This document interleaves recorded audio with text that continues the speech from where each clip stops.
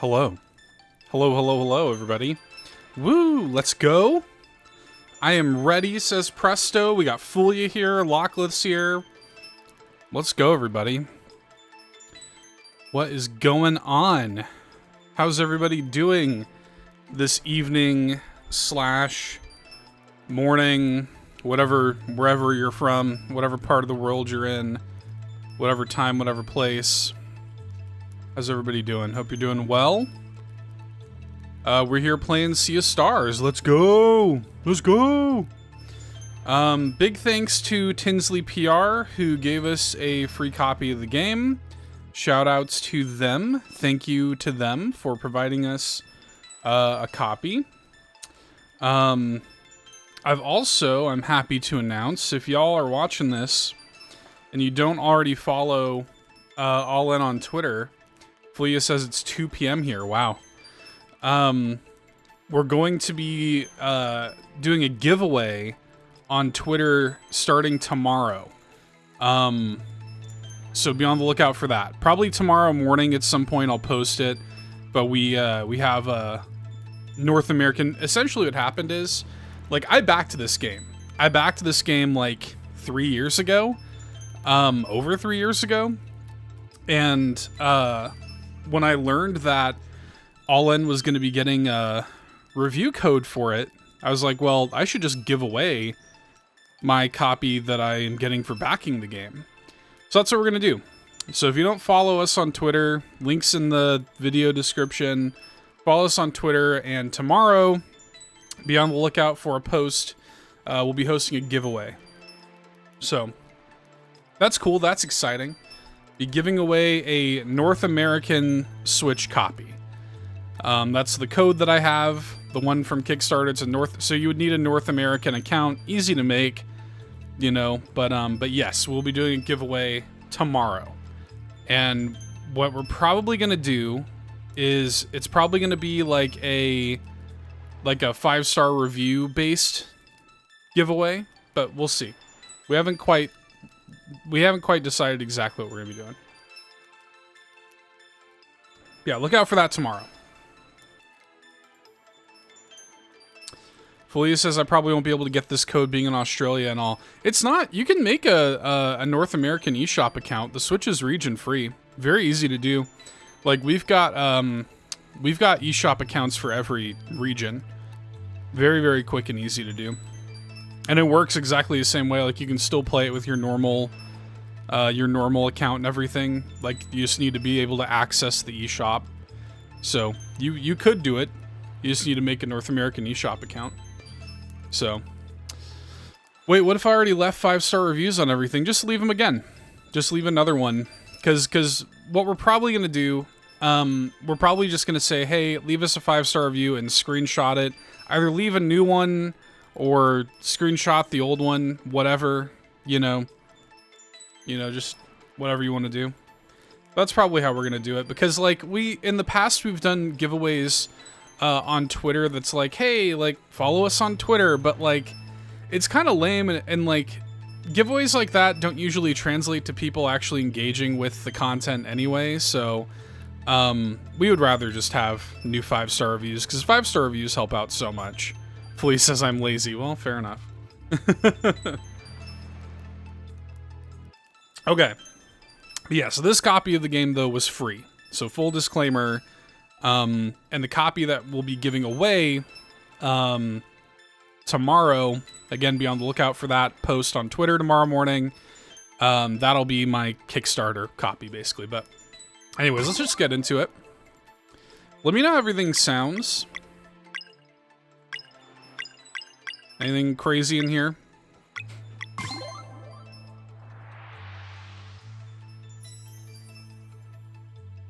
Oh, hang on. Let me move my face. Let me move the face. Hold up. Put this somewhere a little less intrusive for now. Okay, Sea of Stars has 2 main characters. Select the one who will lead the party. This can be changed later and does not affect the story. We got Valir, a monk born on the winter solstice, walks the path of the guardian goddess Luana.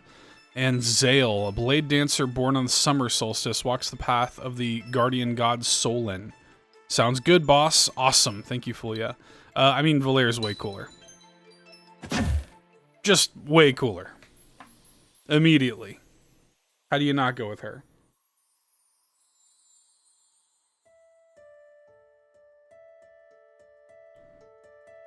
Sea of Stars, for those who don't know. Place your camera in the middle of the screen. Oh, yeah. Just like, can we just make it like nice and big even? Just, hello everybody. Welcome to my stream. I could even do, you know what I've done in the past, Presto, is I'll do like the DVD menu thing, just like make myself bounce along, you know? Just like drag my face around. What if I could just do this the whole stream? If I had an extra arm, that'd be kind of funny, right? Just make myself bounce around. Anyways. I agree completely. The cyan hair gives me Celeste vibes. It's a good point. Welcome to the Great Archives adventure. I suppose curiosity brought you here. An important trait to be sure. I am the Archivist, an immortal versed in the ways of alchemy. Good, I'd rather see Seth in the actual game. Well, that's very sweet, but come now, Presto. Let's be real, Presto. But perhaps you knew that already. After spending millennia cataloging the many events of countless timelines, I decided to return here to mull over everything I'd seen. In my musings about the stories that fill these books and scrolls, I had a recent epiphany. I love a good epiphany. Hey, Stingray. Good to see you, my friend. It seems that in my haste, I may have overlooked the very thing I was hoping to find. As such, there's one special story I wish to revisit. One deserving of a witness. And should the mists of time allow a slight alteration, I believe the ray of hope that was once offered may yet bloom. Have to wait for it to drop on PSN. Ah, that sucks. Is it not live? Is it not up? I don't know. Like, this is like... So, I did get my code from Kickstarter already as well, so... Like, I assume... I assume that the game is live, at least on the eShops, but... PSN, though, because isn't it coming to PlayStation Plus, so you might have to wait for their servers to, like, update. Lunch update. Mom cooks stuffed cabbage leaves. Ooh. It's interesting. Stuffed with what? Like sausage? Beef? So walk with me tonight and we will explore a tale of high adventure. Ooh, it's there. There you go. Let's go, Stingray. The game, yeah, I should say, the game is also like PlayStation Plus, Extra, I think, and Game Pass. The game is available there as well. So a lot of people are going to get a chance to play Sea of Stars. So Fulia, if you have either of those, you can play it there too. But this is the Nintendo Switch version of the game. Of magic and deceit, of friendship and wonder, but mostly a tale of heroism. One that I believe will offer valuable insight in the search for a resolution to the throes of the Fleshmancer. Now I remain a bit lost amidst all these timelines and all their subtle variations. Stuffed with minced lamb, rice, and spices. That sounds delightful. But I know just the one to make for a perfect starting point. Let us see what we find in there. Even this one shot, even this shot here is very Chrono Trigger, right? Ah, yes. Our story begins in a world visited by the Fleshmancer, generations prior, causing much turmoil and leaving a mark that is yet to be fully cleansed. Somewhere on Evermist Island, two brave children of the solstice are on their way to meet with an immortal spirit. In order to become fully fledged solstice warriors, they will need to learn how to use magic without using magic. Okay.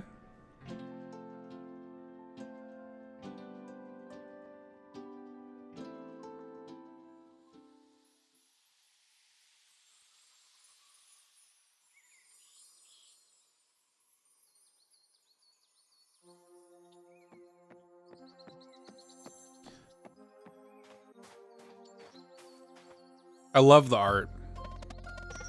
Alright, we made it to the mountain trail. So far, so good. So the Elder Mist lives somewhere here, huh? Do you think it's just another test? Could be, but it'd sure be sitting at the academy. And sewing. Yeah, I'm sure that's over. I'm sure glad that's over with. Apply yourselves, for the will you weave into it shall be your sole defense in times of greatest need. While the lessons taught here may appear to be lost on you, something deep inside is compelled to learn. Hey, there you go, Fulia. How does one use magic without using magic? Great question, Presto. I have no idea. We're gonna learn today.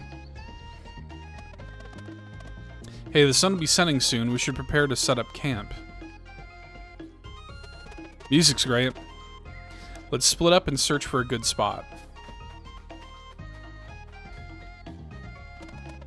Is it like a turn right to go left situation? Yeah, I don't know, man. We'll find out. I'm coming through. Get right into it with some combat here.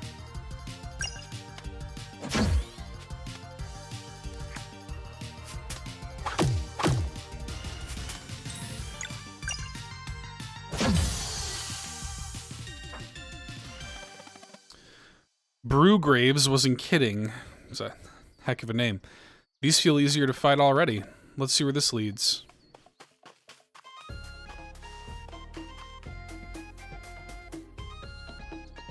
So the game's made by Sabotage Studio. Same developers as The Messenger. If anybody's played that. Whoa. Come over here, I want to fight you.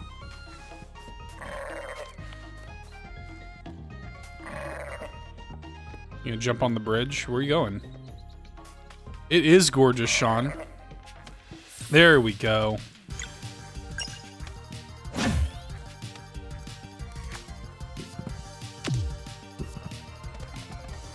Ouch, tough one, huh? Let's try this. What can I tell you about the last story? Have you heard about our savior, the last story?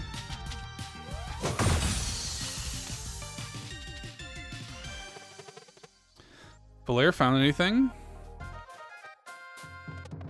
Just a dead end, how about you?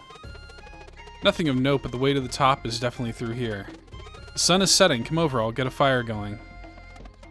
We'll be right there, can't wait for more tomato clubs. What kind of club do you think she's talking about? Press A to unroll rope ladders.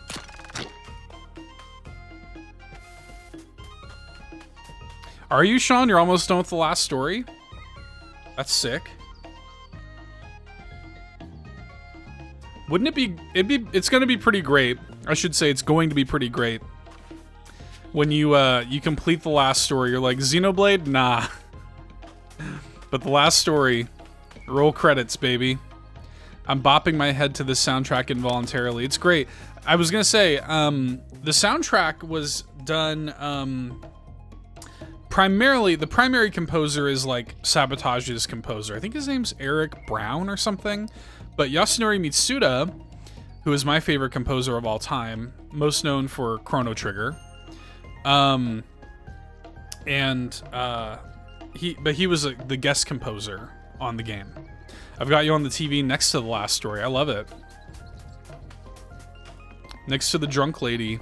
Hopefully all is well with the drunk lady.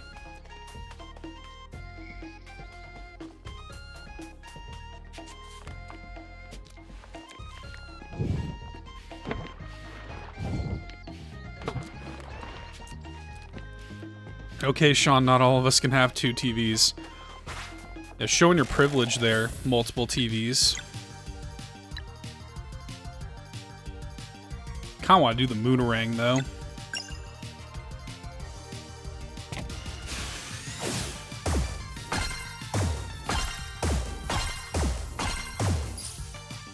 That was pretty cool. I mean, it didn't do much, but it was pretty cool.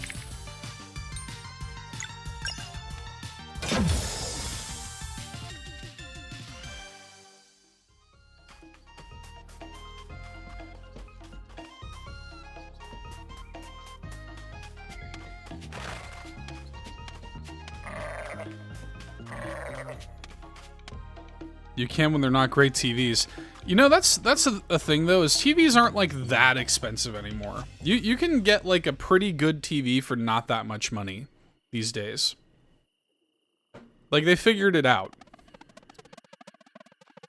Well, it doesn't beat the face you made the first time you tried smashing a sunball. Oh, I can still hear the headmaster gloating.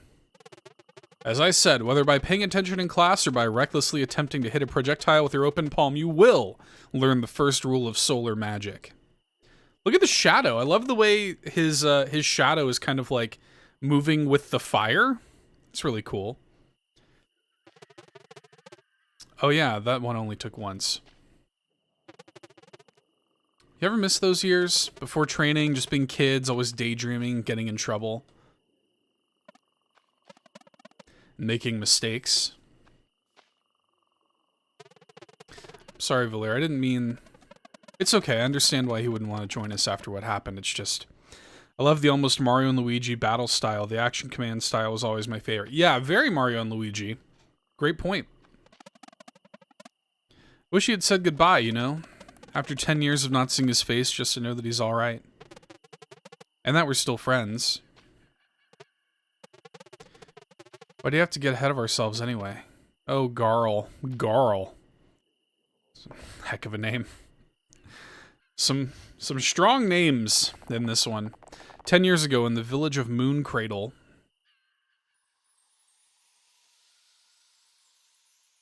Yeah, the game does strike me as more like almost more Mario and Luigi. I mean, straight away anyway, than even Chrono Trigger, which is kind of like the point of order for this game was Chrono Trigger, but my weapon will be something that hits really hard. Misspells girl. Yeah, what if your best friend's name was just Girl? And I'll pick a fast one. We'll be unstoppable. Imagine all the wonders we'll find after we leave Evermist Island. I want to see the sleeper. What's that? You've never heard of the sleeper? Stories say it's a giant serpent. It's been sleeping curled up under a mountain since even before there were traveling historians to record it. No way. No way! Sure is, and it's super dangerous too. But don't worry, it can't wake up. Why not? Apparently there's holes in the mountain and the wind blows through them and that plays a melody that keeps it asleep. Whoa. I want to see it too. It's the bell. Erlina and Brugraves are back. I hope it's pronounced like Brugravis or something like that. The young designs are really cute. Quick, maybe we can catch them before they go to the academy. There's little babies. Okay. Those are save points. Norway!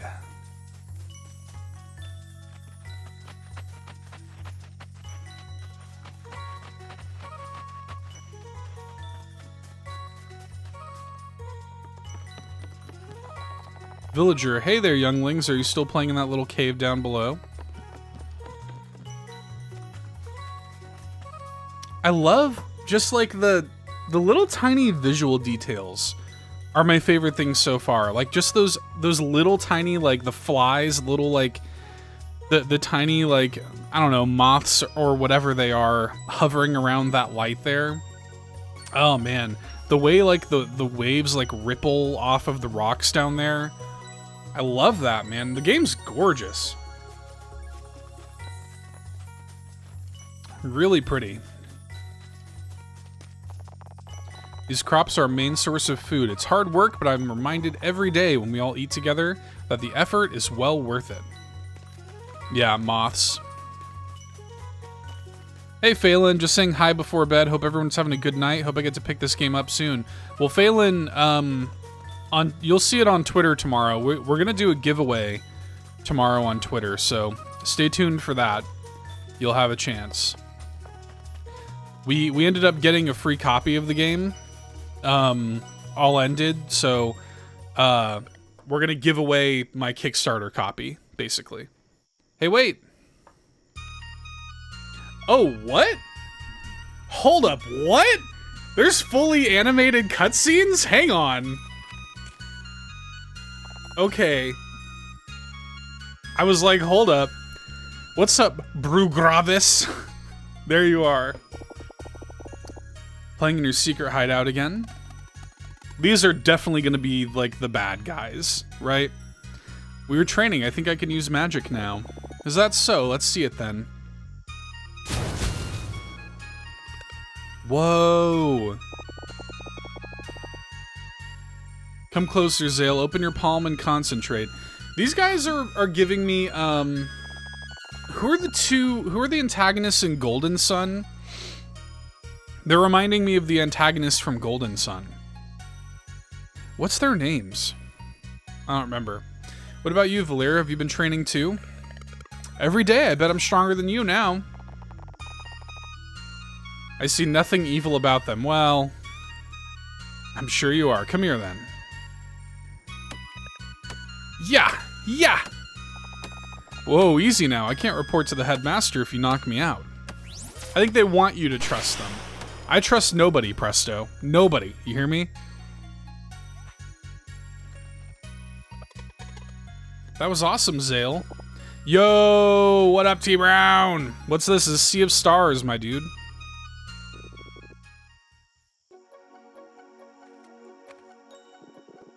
If you're done with your babysitting duties, I would hear your report.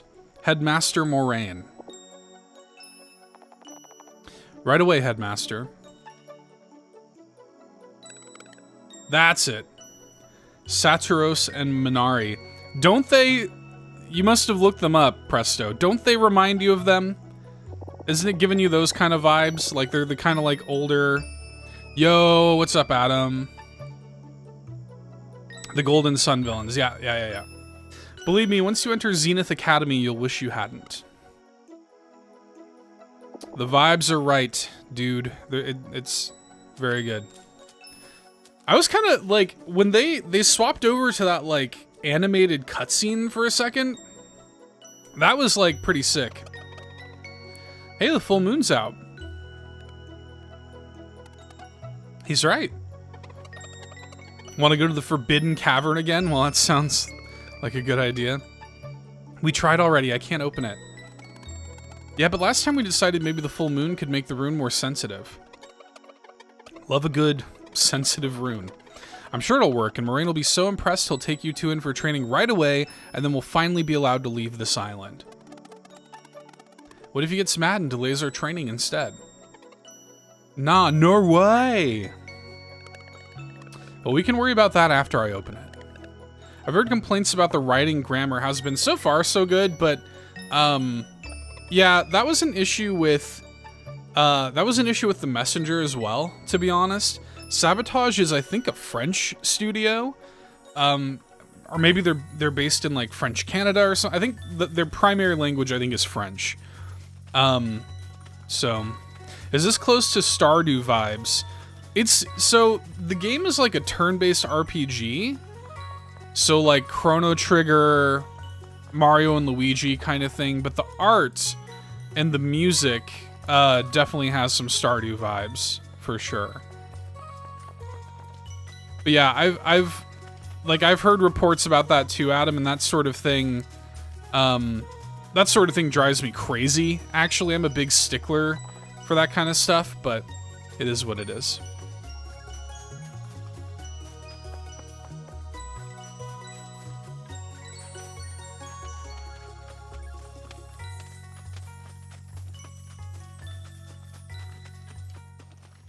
Yeah, it's kind of bringing back like the retro turn-based RPGs, Super Nintendo. It's inspired by like Final Fantasy VI and stuff like that.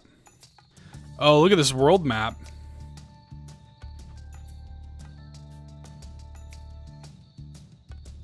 Hang on. Mute me, bump this for a second.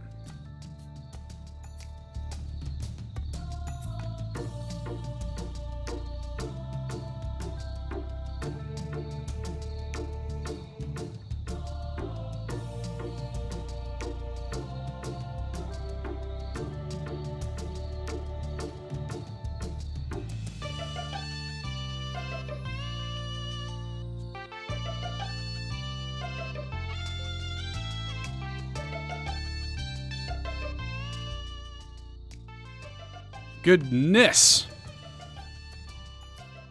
Pretty good. Forbidden Cavern, what could possibly go wrong?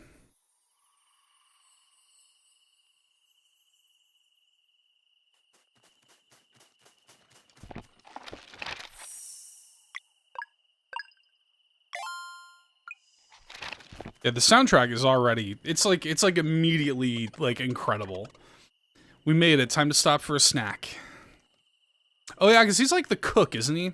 This character? What? I'm not hungry. Yeah, we just left a few minutes ago. Look, it's not a real adventure if you don't need a snack on the road. Plus, I made something special for the occasion. Here.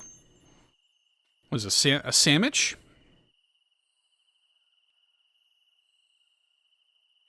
They said they weren't hungry, but they sure did take that sandwich down. It's the jam. I used a bit of sap from the Celestial Willow. Yeah, nothing better than a Celestial Willow sap and jelly sandwich. You can get in trouble for that. I'm sure it's forbidden because there are too many fun things inside. It's filled with forbidden Dreamcasting Game Boys. That'd be good.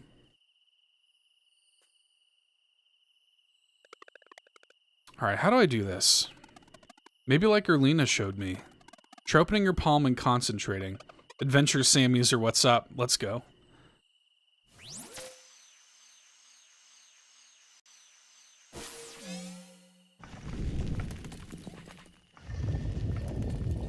I would be willing to try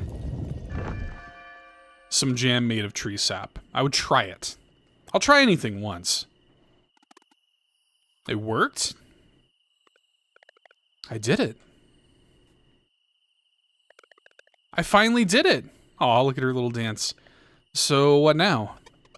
The headmaster must have heard the bell ring. Do we just wait for him to show up? Might as well enter. It can be our first adventure. Yeah, and then the headmaster will know we're not afraid. This is exciting. Let's go. Let's go.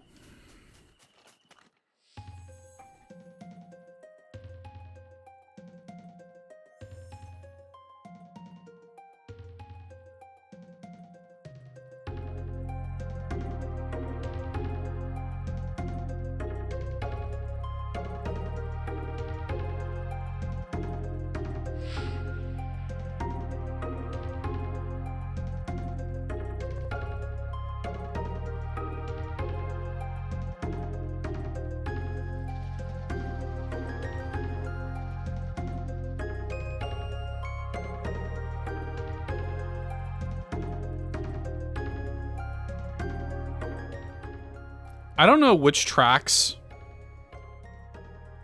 Mitsuda composed, but I bet you this is one of them.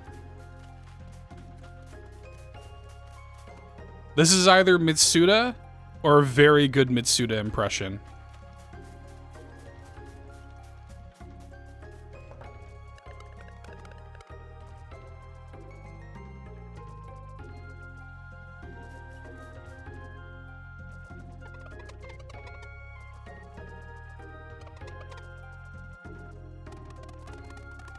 After our conversation on Disney Illusion Island, I've been more aware of game music. Oh, good, Fulia. I love video game music so much. So important to me.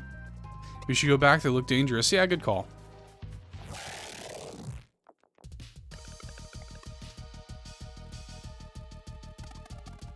This is bad. We're surrounded.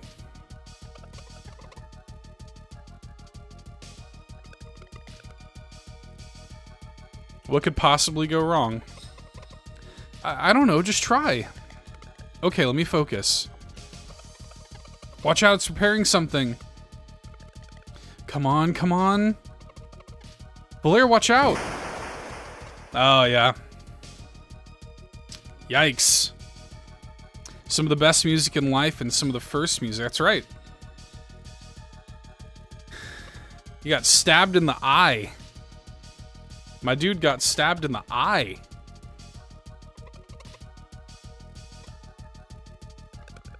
Game music is one of the most important parts of a game for me. It's why I love games like Galaxy and Mario Kart 8 so much. Yeah, I've seen like the character artwork for that character. I sort of figured something was gonna happen with his eye because he's got an eye patch and his like modern day character art. So it was you. Not the misspelled girl. As resourceful as you are reckless, I see. Headmaster, Garl needs help. Don't worry, I'll do a funny little dance and make a funny noise and he'll be okay. Yeah. Yeah, this early in the game we already have a blatant eye stabbing. Oh god, hang on, I'm blocking this, I can't read it. Like anyone born in Mooncradle, a regular kid, what Garl needs is to not concern himself with the affairs of the Solstice Warriors. It's Nick Fury. I'm really sorry, Headmaster, it was all my idea. Hey. Be thankful that the only cost of this lesson was an eye, young lad.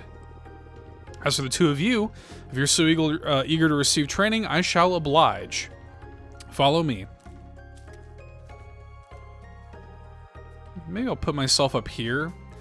I'm just trying to be, like, the dialogue boxes are all over the place. So it's hard to, like, find a good spot where I'm not blocking something.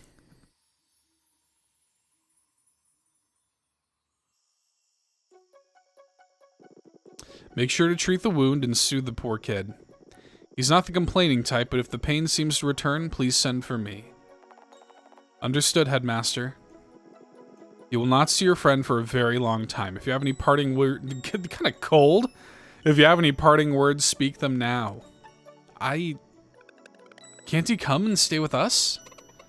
How long is very long? Like a week?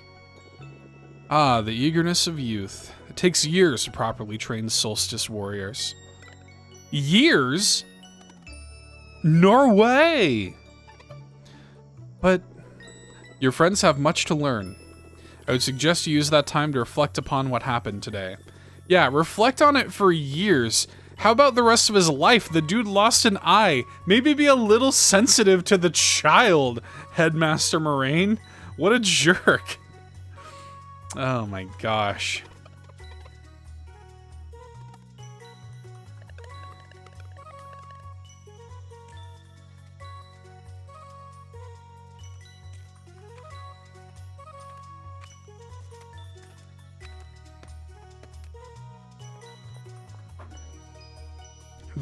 I think they were born into it, Presto. I think it's like one of those Michael Jordan energy. I think they're born into it sort of thing. Like she's like born under the moon god and he's born under the sun god or something like that. I think they're burdened with that purpose, you know? Welcome to Zenith Academy. And this, see, like, I'm now, the dialogue box is over here. Like, what are you doing to me? Come on, man. In this ancient place of knowledge, you'll learn everything you need to know in order to become true Solstice Warriors. Been waiting for this for so long. When do we start? Imagine if Garl is the twist villain at the end. No. It can't be, Presto. Tomorrow, though I believe a proper introduction is in order. Careful now. Yeah, I think, I mean, he does, I don't know when, but he does end up rejoining the party. Like, he's in your party in the demo, I think.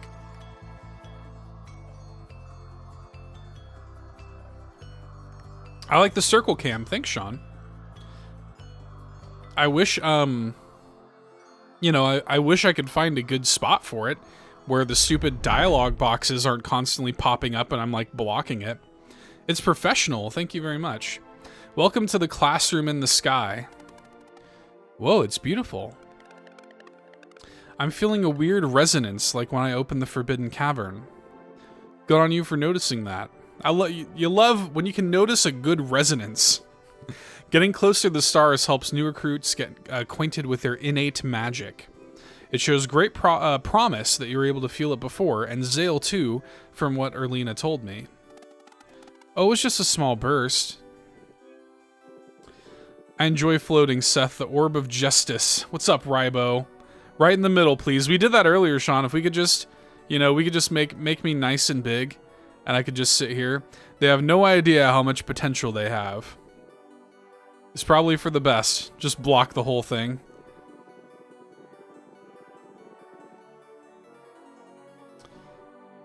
The Orb of Justice sounds very on brand. Now, in the many years you will spend at Zenith Academy, you will learn about the duties incumbent upon Solstice Warriors. Of the magic you are destined to wield and the evils it is meant to cleanse. We'll learn how to float. I thought it said float. We'll all float here. We'll learn how to fight too, right? Naturally. You'll spend your days trading and studying, but most importantly, sewing. Sewing? Sounds boring. Oh, I can assure you that it is. A mandatory task nonetheless. All who would join our order begin by weaving their will into an enchanted piece of fabric, the staple of the Solstice Warrior. You could put your face in front of the character profile so every character canonically looks like you. Yeah, if I could just painstakingly, every time a character talks, it is their most prized possession, guaranteeing light in the darkest places, and a measure of protection against the minions of the Fleshmancer. But first, you must learn of your duties, train until you cannot feel your limbs, and then train some more. Once both your body and mind are ripe with potential, you will create a magic piece of fabric, worthy of the very stars. You will then be sent out beyond the Forbidden Cavern to meet with the Elder Mist, for it alone may officially grant the title of Solstice Warrior. Sewing? Just move it around the whole time. I understand it is not what you were hoping for, but it is what is required of you for the time being. Years of sewing. That'll be all for today. I'll take Seth in the middle for the block. You'll be spending a lot of time in these halls, so you should make yourselves at home. It's also, like, in the dialogue like this, it's in this strange, like, widescreen. So what if I just made myself, like, extremely small? Hold up.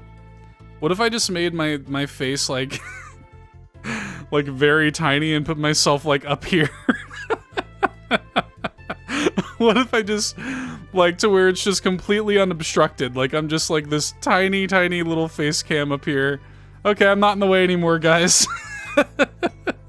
To your left is the training room. You already go there first thing in the morning. Oh, my goodness. So stupid, man. Just above is the way to my chambers. It is off limits, of course. And to your right are the dormitories. Just make sure you pick a bed aligned with your innate magic. Oh yeah, we put it dead center in the screen a couple times there. Nintendad. You put yourself in the game like that. Yeah, I'll just, like, every so often, I'll just make myself... What if I was like that little orb in the middle of the headmaster's staff there? What if I was that? There you go, I'm his staff now. I'm his staff now, everybody. Headmaster Moraine. I'm part of the game now. Feel free to look around and go to sleep when you're ready. Good night. Okay, we're going now. I'm gonna have to move. Yeah, okay, it didn't work. Oh, what a stupid stream this is. What a stupid stream this is. Oh, goodness.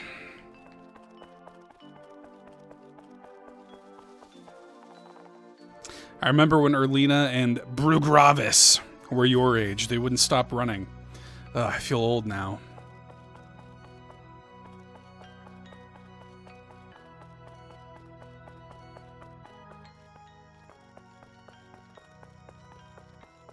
Stupid or glorious? You be the judge. Oh, there you are. Moraine finally decided that you were ready. This is my kind of stream. Well, I appreciate it. Yeah, I'm glad it's for somebody. I was too busy goofing. I wasn't paying attention.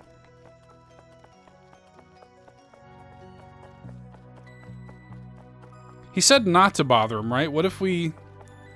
No, never mind. Yeah, I'm paying good money for this top shelf stream. That's right, top shelf. Like fine whiskey. Ugh, I love the lighting, man. They've got a great little, like, lighting engine going on here. Sewing basics.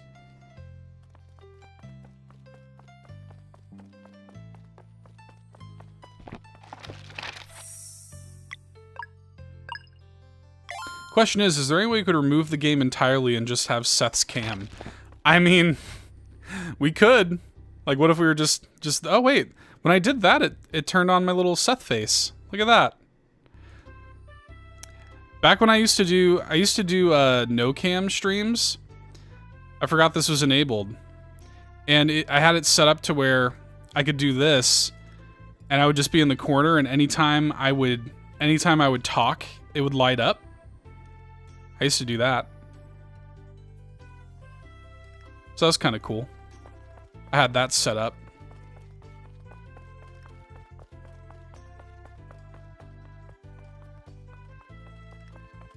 Little PNG tuber thing.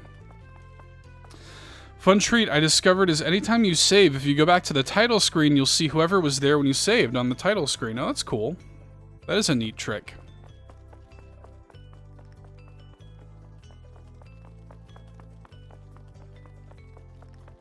So is this where we're going to be sewing? It's not that hard to set up, Sean. I can show you how to set it up. It's not that hard. Yeah, I completely was not paying attention to where I was like supposed to go or what I was supposed to do. So this is a bit of a problem. Just a bunch of old books. Oh, thank you for liking the stream, Sean. Liking the stream is appreciated, my friends. You also subscribed? You weren't subscribed yet? Well, I appreciate that too. The Nexus point has been broken. That's right. No, but for real. So a sea of stars. This is the price you pay for not paying attention and goofing around. I was goofing around too much.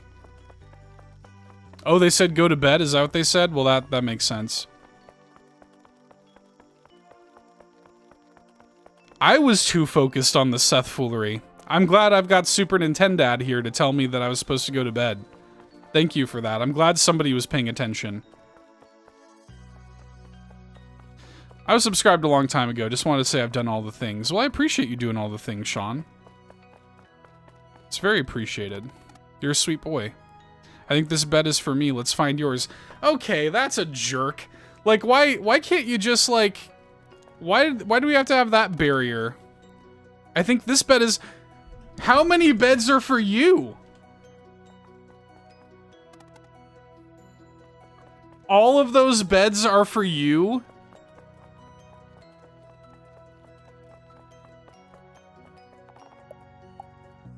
That is so, like, superfluous for no reason. Oh no, you gotta sleep on this side. The next morning in the training room, that's our old buddy Brugravis. Good morning, fellas. Zale owns all the beds. Brugravis! So he'll be our trainer? Yeah, I get it. I understand. I know what's going on. But it's like, you know, it's just dumb. I get up at 4:30 a.m. It's definitely bedtime for me, presto. Aw, Sean. But what if you just didn't go to bed? How about that? What if that happened? The training sword? The training S-word?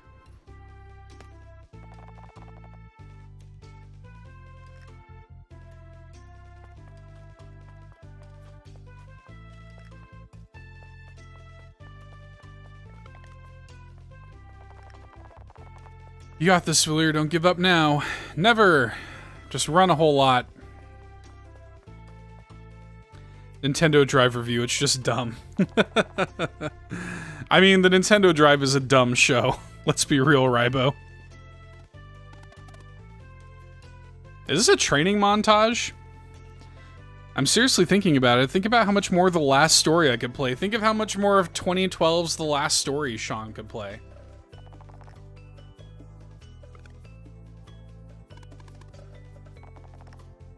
Feel free to take a break, or Lena will see you on the terrace whenever you're ready. I'm not tired. I didn't do anything. I will be all-nighting later this week with Starfield. I need to be awake for Nintendo Drive tomorrow. I'm technically doing bedtime. I'm in my bed using my time to watch this stream. Well, that's appreciated. Yeah, you will have to be on your best behavior tomorrow, Sean, for our special guest. Erlina should be just outside of the Academy's entrance. Oh, okay.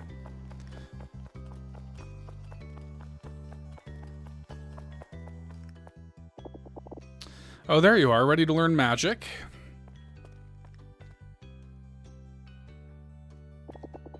Should feel as if something was scratching an itch far away from you. You must focus on the sensation and compel it to come closer. I think it's working! Is Rybo the special guest?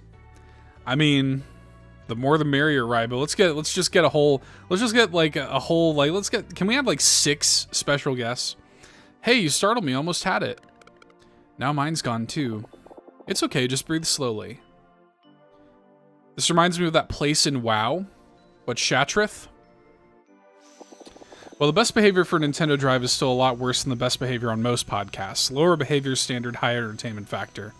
Good point, Presto. Try to release only when you feel its current passing in front of you. If your timing is true, it will manifest on 3. 1... I kind of like and also kind of hate that listening to Sean got me to start up the last story. Look, hashtag influencer. I would tune out for a week if that was the special guest. It's McBeal. What's up, McBeal? Yeah. Hashtag influencer. Sean Capri getting people to play 2012's The Last Story, man. 1, 2... The floating island in Northrend. The floating island in Northrend. Oh, just Ice Crown? Ice Crown Citadel? Octorock, Fuji, McBeal, Rybo, Presto, and Sean. All as special guests. Yeah, special guest Sean Capri. There with everybody else. Right there, you just did the hardest part. I'm sure your training will go well, but one more thing. No matter what the headmaster teaches you, remember that this is your life, and... I'm trying to think of what you're thinking of, Adam. I mean, it's been a minute since I've played... you know, WoW, but... Maybe you're thinking of, what's that blood elf? Is it like Sunspire Citadel or something like that? Sunwell Plateau. Maybe that's what you're thinking of? I'm not sure. Since you're done onboarding our new recruits in the ways of magic, I would provide the briefing for your next assignment. Oh, Dalaran. Yeah. That's the, you're right. That's the floating, mage island. You're right. And there's like a gigantic crater in the land. There's a giant crater where Dalaran used to be, and they floated it up. Yeah. You're right. Did someone say wow? That's right, Locklith. The summoning word for Locklith is wow. That is where the name Locklith came from, after all. It'd be an honor for Sean to be led on such a prestigious show as the Nintendo Drive.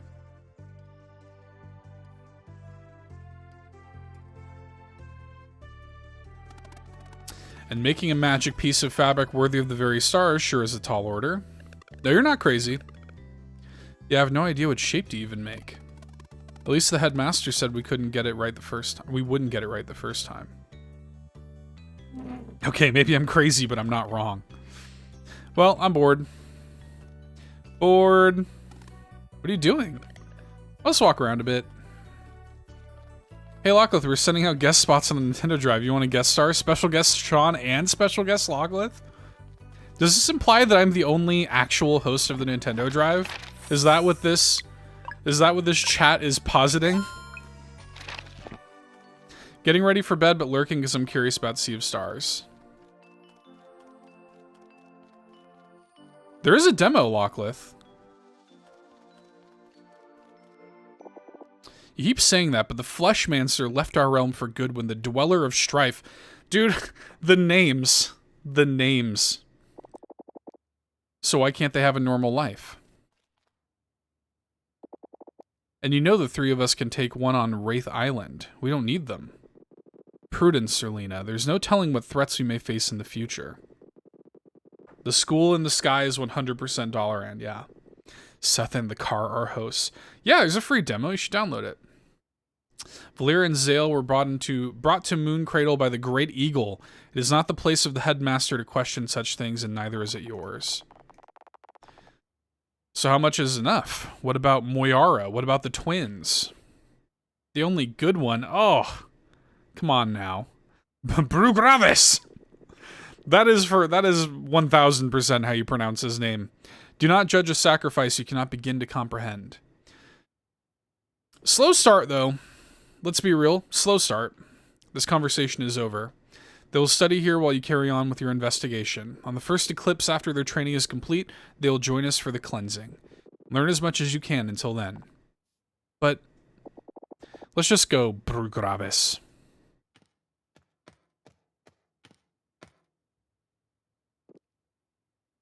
Atelier. Atelier. And so they trained and they sewed for days and then for months. Faster now. Brew graves. Yeah, that's what I was thinking too. Yeah, I know. They're talking about sacrifices. Focus and then release.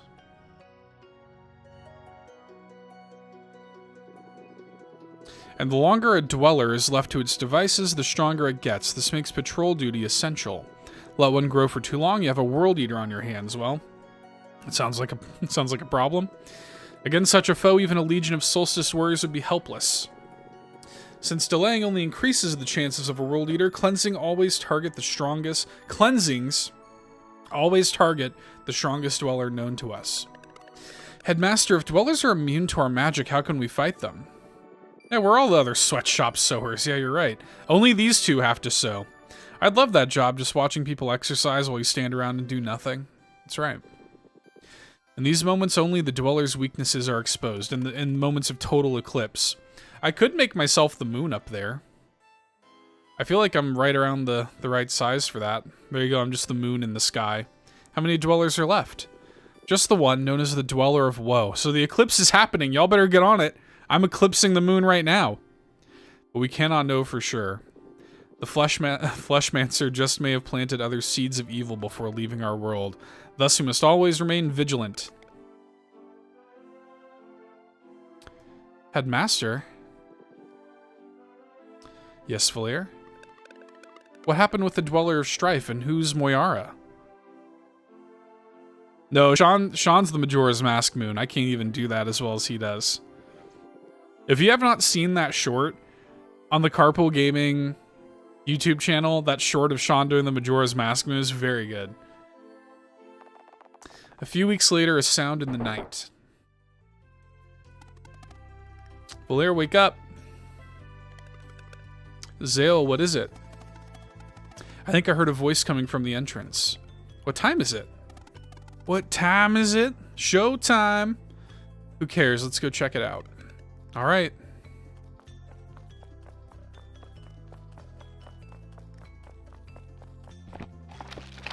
Are y'all like this? Like, basically nothing has happened, but I gotta save. Anytime I pass a save point, I just gotta save. Am I the only one that's like that?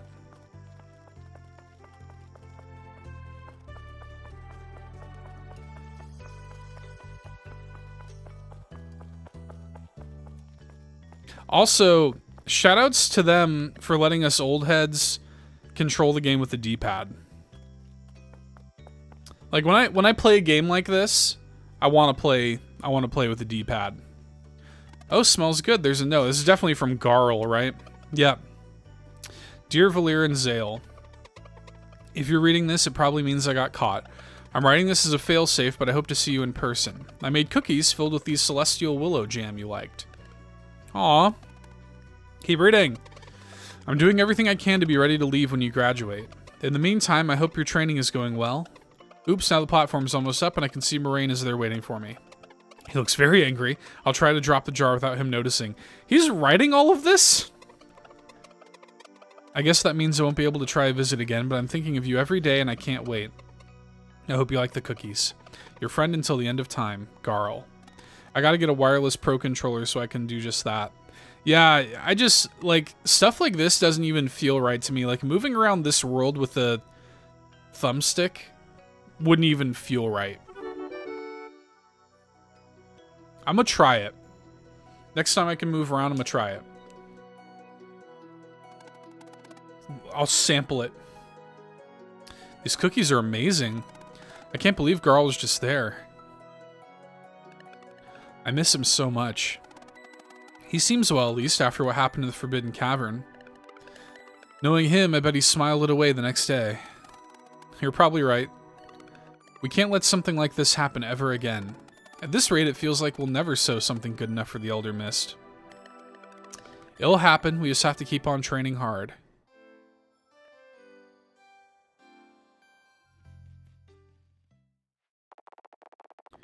Sean definitely makes an amazing Majora's Mask moon. Yo, it's top tier. Yeah. He does. And then they trained and they sewed some more. Until one day...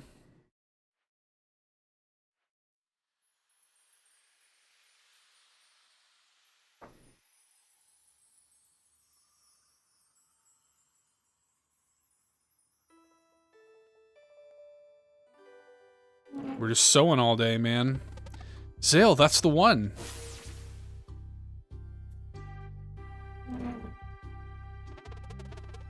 I can feel it too. Hold on. All right, I think I got it too. Let's go see the headmaster. Oh, no. Ew. No, I don't like doing this with a stick. Don't like it. D-pad it is. It is on a short McBeal.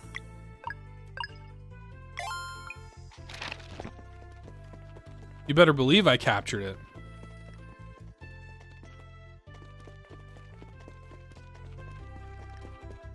If you have it, Presto, you should be able to link it.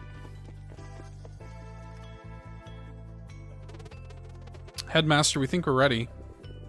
Why, yes, the tingling of magic is in the air. Or in the air, has been building up for a few weeks now. Congratulations. Moving forward, there'll be no more sewing. Oh, thank God for that. I can deal with that. It will soon be time for you to leave on your journey to meet the Elder Mist. But before we get to that, Zenith Academy has one more challenge for you. Oh, our visitors just arrived. Perfect timing. My, you've both grown pretty strong. Hey, it's good to see you. Erlina and Brugavis are here to help you review the basics of combat. He has a war chest of clips. Let's go. I'm playing this on the Steam Deck. Does the Switch version have an option to turn on Pixel Perfect mode? Oh, interesting. I'll check on that. Pixel Perfect mode.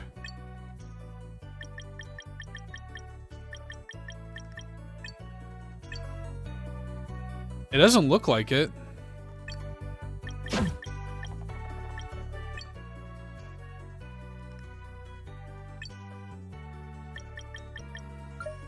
That's sick, though. That's pretty cool.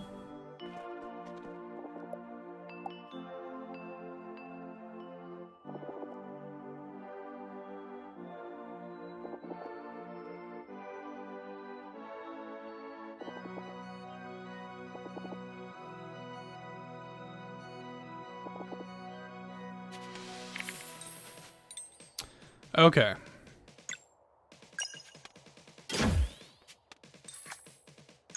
So if we effectively before that timer goes down, it's on video settings in Steam Deck. Okay. Well, that would have been nice. But yeah, so enemies will have like those weaknesses pop up for those different types of attacks, and basically we want to hit them with all of that before the timer ticks down, and if we're able to pull that off, it will interrupt their magic. Some spells will also demand magic damage to break. You can control your projectiles now, so let's give it a shot.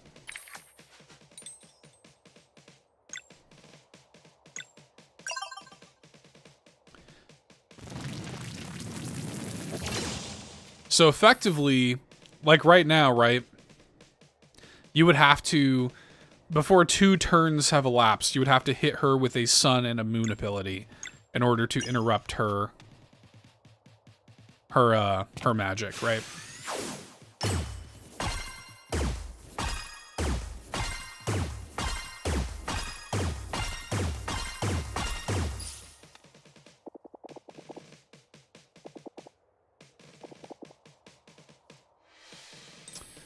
Build back up, hit her with a normal attack.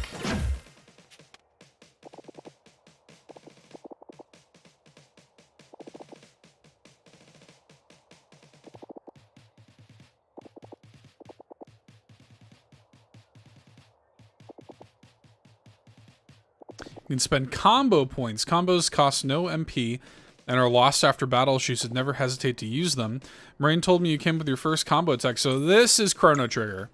This is where the Chrono Trigger comes in.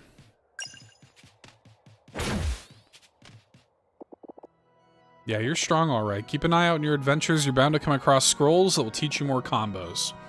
Good luck with the exam. I'm sure you'll do great.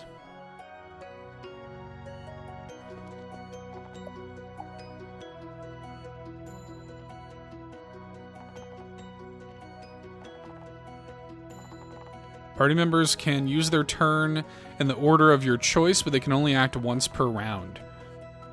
All of your party members are on cooldown, the round resets, and they all become available again.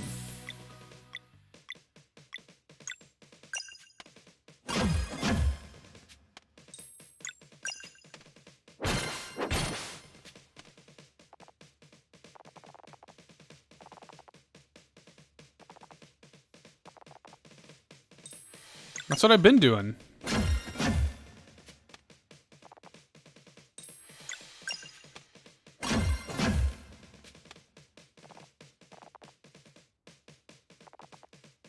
Secret Invasion has ruined me. Whenever I see scrolls, I hear scrolls. I forgot that was even a thing, to be honest. I still have to watch Ahsoka. I haven't watched Ahsoka yet.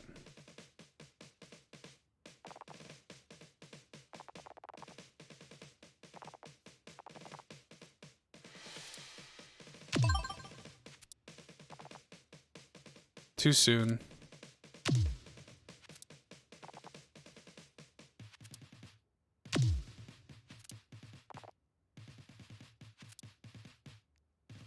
I was doing it.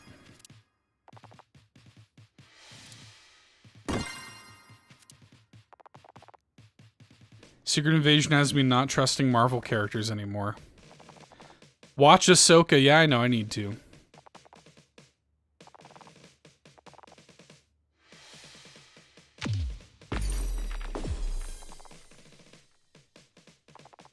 KO'd allies will get back up on their own at 50% HP once all the KO stars are done.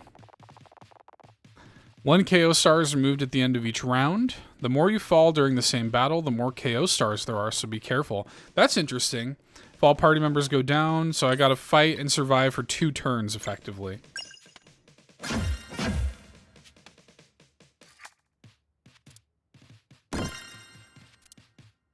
Okay, so yeah, 1 KO. So that's a cool little mechanic. I like that.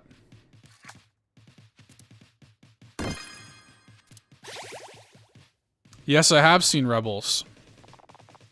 Big fan of Rebels. Moraine will see you to the final test. I'm sure you'll do great. Let's do it.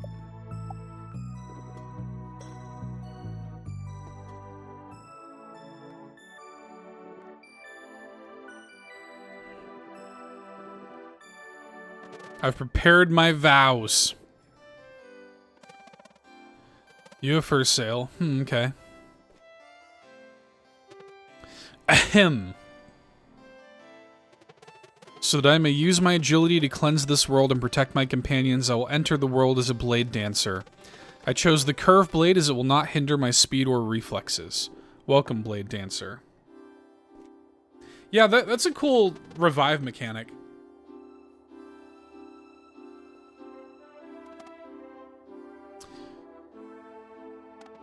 So that I may use my strength to inspire hope and eradicate evil, I will become a battle monk.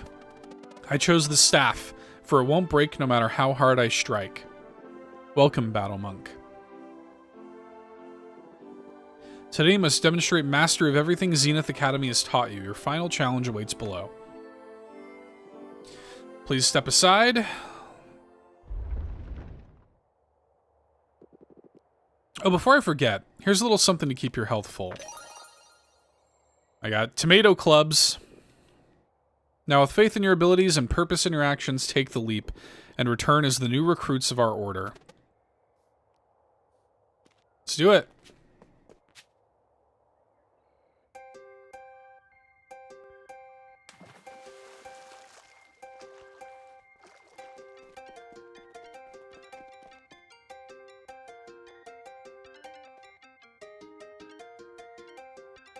Yeah, as opposed to just using an item to revive like Mario and Luigi, or really most JRPGs. Like, you typically have to use some kind of item. So I do like that.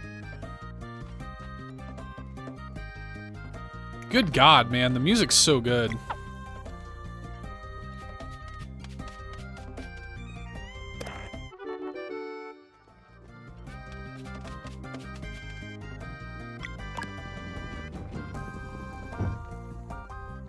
Great googly moogly, the music's good. Is there some kind of way to attack them on the overworld? Well, I guess, yeah, I guess you can just walk up like that.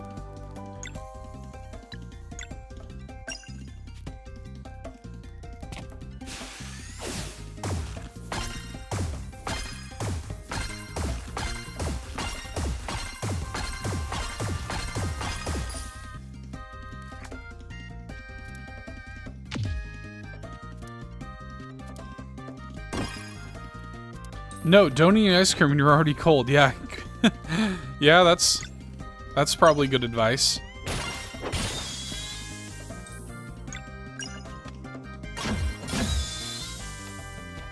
Bad idea on your part. That's not being too cold is not a concern here right now, although I will say it is cooling off outside. It's 77 degrees Fahrenheit outside right now. Which is blessedly cool for Louisiana right now.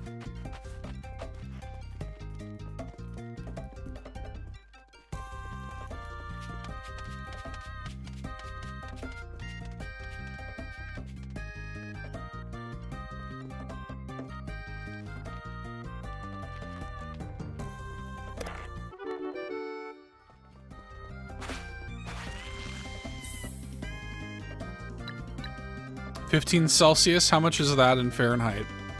Make it, can you translate that to American for me? Slowly warming up for spring.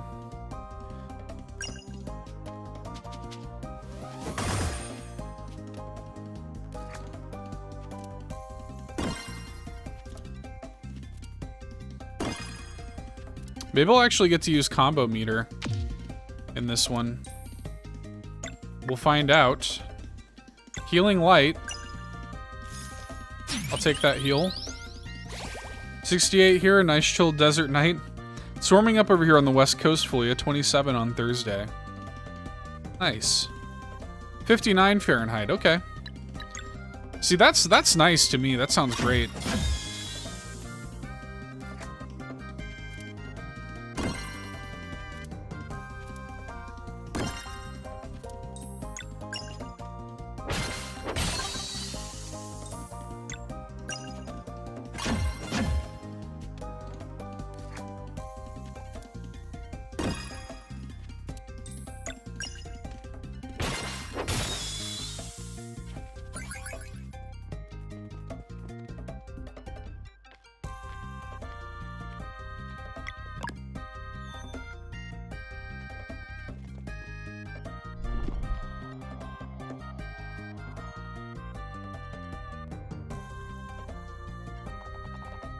They haven't even been to the other side of the Forbidden Cavern yet. How could they understand?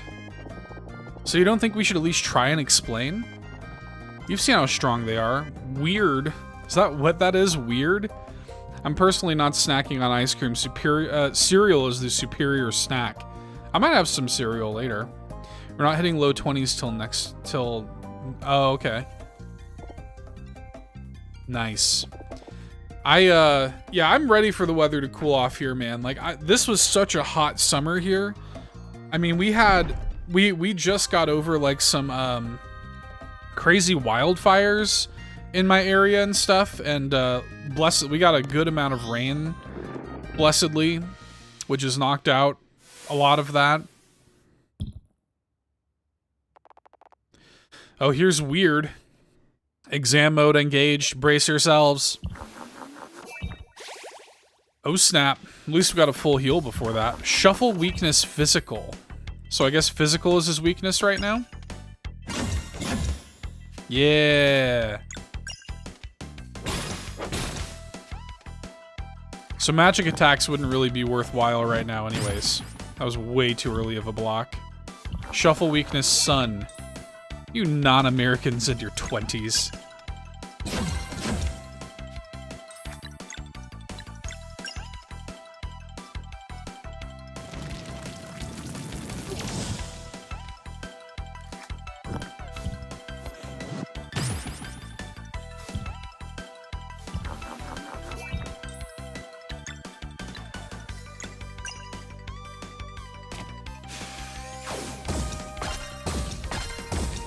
Ah, I messed that up.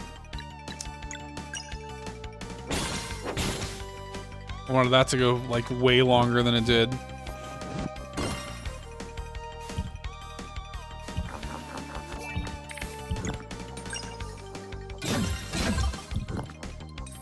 He's prepping a spell. We can interrupt it. Look at that. We crushed it.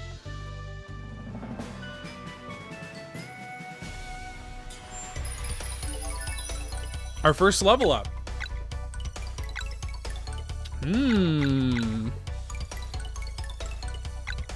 Listen to this.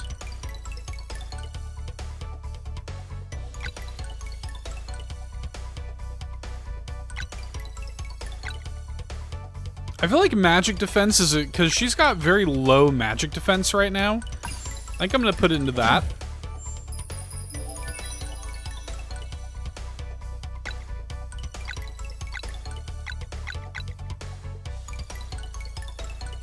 Yeah, and he's got very low physical defense. Yeah, the battle system's great. Real fun. And simple, too. Like, it's not, like, overly complicated, which I like.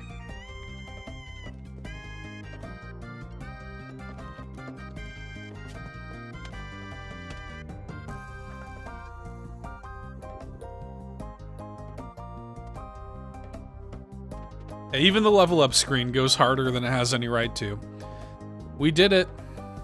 In record time, too. You must now learn of our ultimate power, the ability to use magic without... Finally, we get to learn how to use magic without using magic. But that knowledge is for the Elder Mist to impart. Come, the villagers have gathered to celebrate your departure.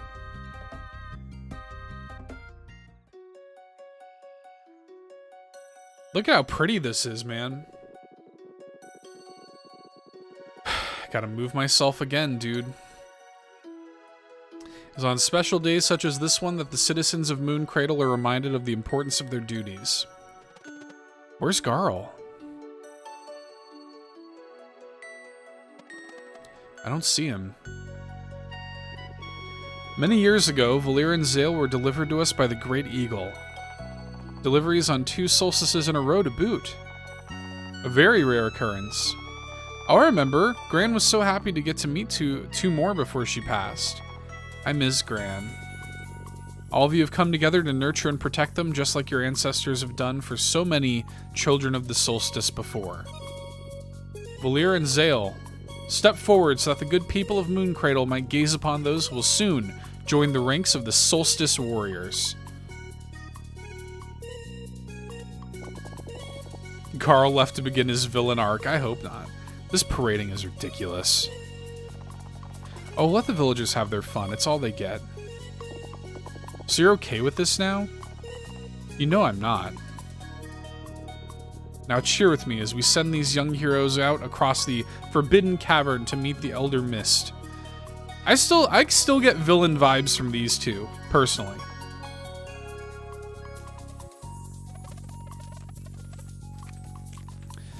What do we do? I want to see Garl before leaving. I guess we have to play along for now. Fingers crossed we can come back after meeting this Elder Mist. Fingers and toes. Goodness gracious.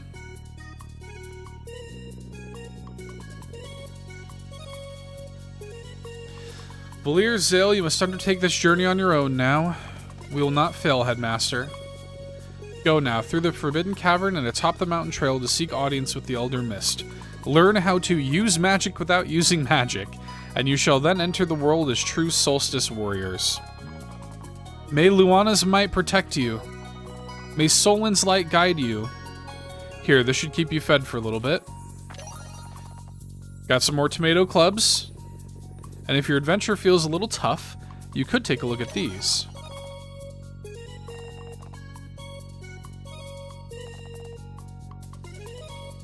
I got our first 2 relics.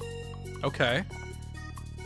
Whether you prefer a lighter challenge or are looking to push yourself to the max, relics offer a range of options. There's bound to be... Oh, interesting. So that's basically like the game's difficulty mode.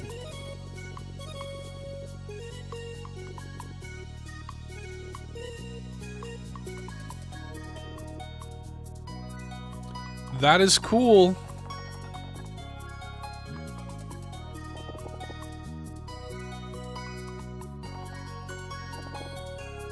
I almost wonder if, like, Brewgraves or whatever, Brewgaves and Erlina, like, I wonder if they're gonna be like, they're gonna be like the type of villains that are like, oh, but like we're doing it for your own good, like we're adversaries, but we're doing it to protect you, like sort of thing.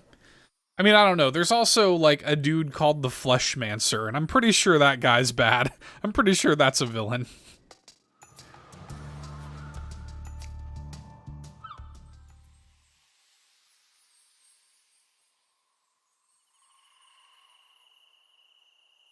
Oh, Presto's throwing down the gauntlet right now.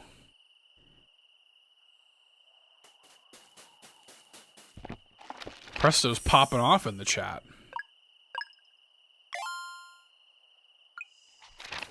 Garl is the Fleshmancer confirmed. Maybe.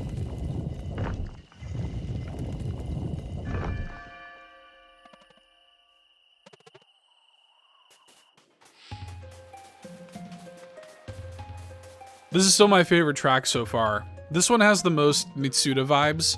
I really want to know which songs Mitsuda composed, because I think this is one of them.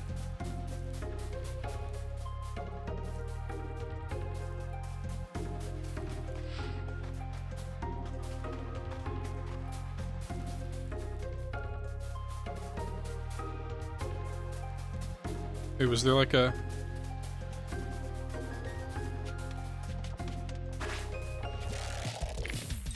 Yeah, the music is truly excellent.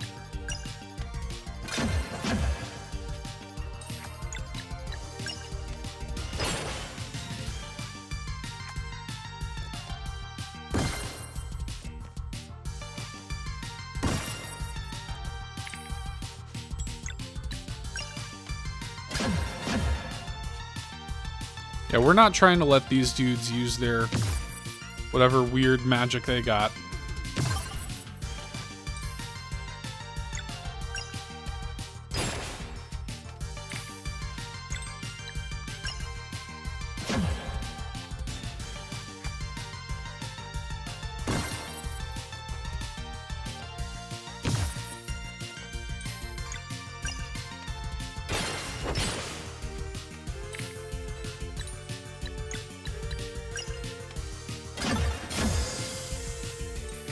Done.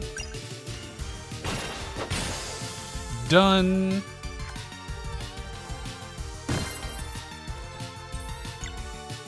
I shouldn't be hanging on to these combos.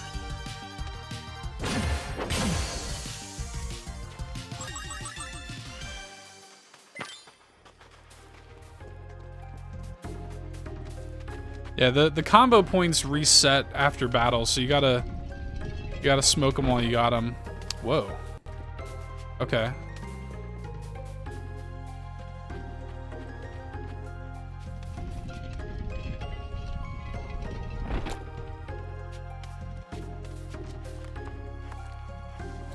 The, it's funny, I made the Golden Sun comparison earlier, just like with, the kind of like character stuff, but this, hang on, look at that. Look at the way the shadows are cast over the light. Look at that. You see the way the shadows are like kind of coming up against the wall when you walk past? That is so, the lighting system is so cool. I love that. By all accounts, this looks like a Presto game. Well, good.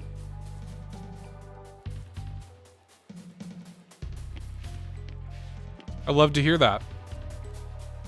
There is a demo as well, Presto. I found the Adventurer's Vest. Items.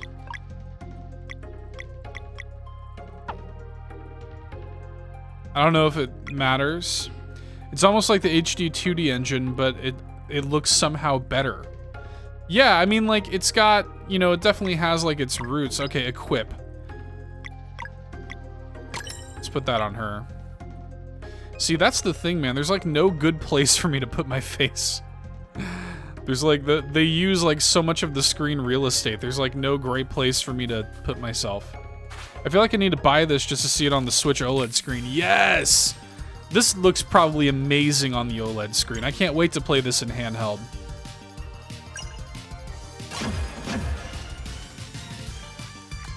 Alright, the best way we're going to be able to do this is by mixing and matching. Well, no, it's not going to matter, because after the next turn, it's going to... So, we're only going to be able to take out one for now. We're going to get hit by whatever the heck this is. Spike Shower.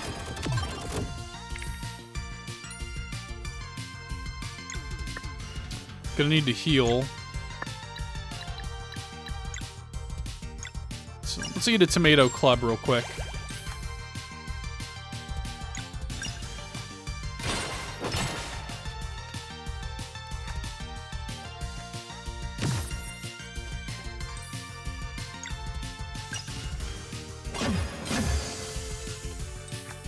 Oh, you got the time, Presto.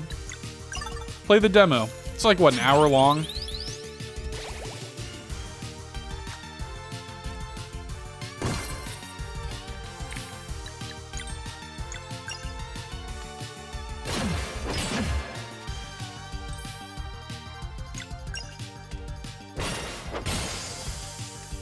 I know it won't be for a number of years, but I can't wait to see what this team does next.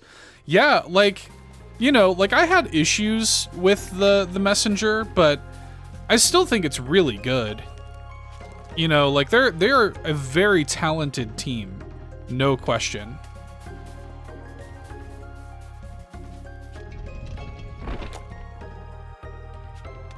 All right, I guess Xenoblade Chronicles Definitive Edition can wait a bit longer. That's right.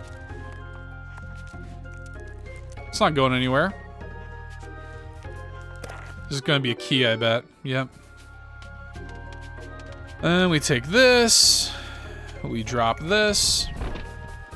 But yeah, like this kind of like, this navigation through the dungeons is very Golden Sun.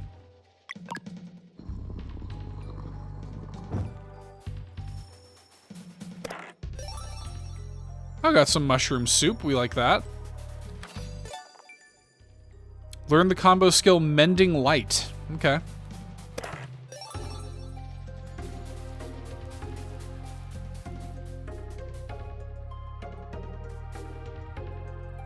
Yeah, Xenoblade ain't going anywhere, Presto. Be alright.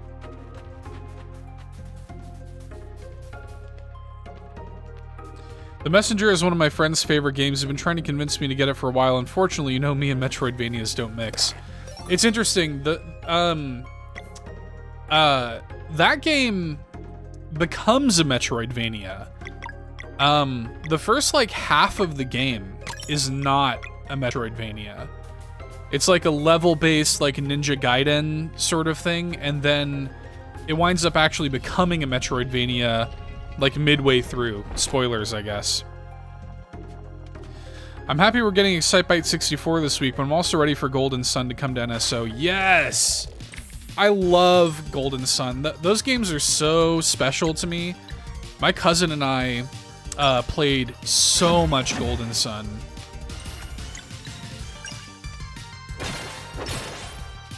Amazing games.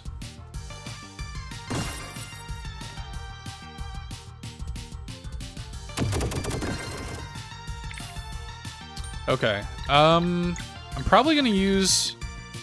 Yeah, because this restores the whole party. So let's do that.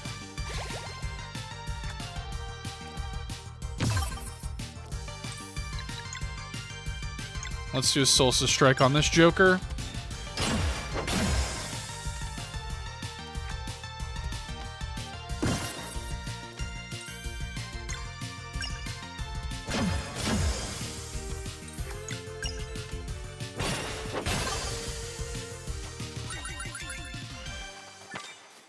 Switches gameplay styles halfway through. Maybe I'll just play the first half. That's fair. Well, and you know, honestly, Presto, it might be the sort of thing where if you find yourself getting into like that, actually might be the like the breakout Metroidvania for you, because I wonder, Presto, if you got into the first half of the game, maybe you would be a bit more receptive to the Metroidvania element. Like if it's not a Metroidvania like, you know, straight out the gate, it kind of like eases you in, maybe. I don't know. Super Nintendo says, are you ready to play through Mario RPG in November? Yeah, I am. I'm looking forward to it. I'm going to be really curious, because like I love that game, and there are a lot of things about that game that I think hold up really well. The music, the vibes and stuff, but I replayed it like when it came out for the Super Nintendo Mini, and I did think that it was a little bit like, I don't know, basic. Like, it, you know, it's the first, like, it's the game that sort of, like, would become Paper Mario and would become Mario RPG, you know, and stuff like that. Or, Mario and Luigi, rather. So, like, it does kind of feel like a first draft. So I'm going to be curious, like, how well it holds up in 2023. Like, now that we have stuff like this, you know, out on the Switch, like, are people going to be receptive to going back to a little bit more of a, like, I don't want to say bare bones, but a little bit more of a basic, like, early RPG like that? I don't know, but I am looking forward to it. I think it looks beautiful, and I can't wait to just hear that reorchestrated music again. Like, Yoko Shimomura is probably my second favorite composer of all time.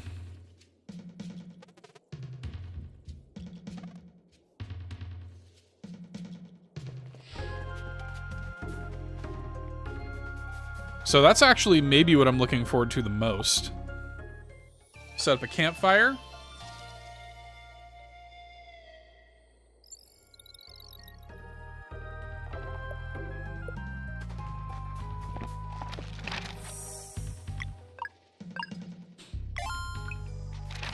We got a save spot here.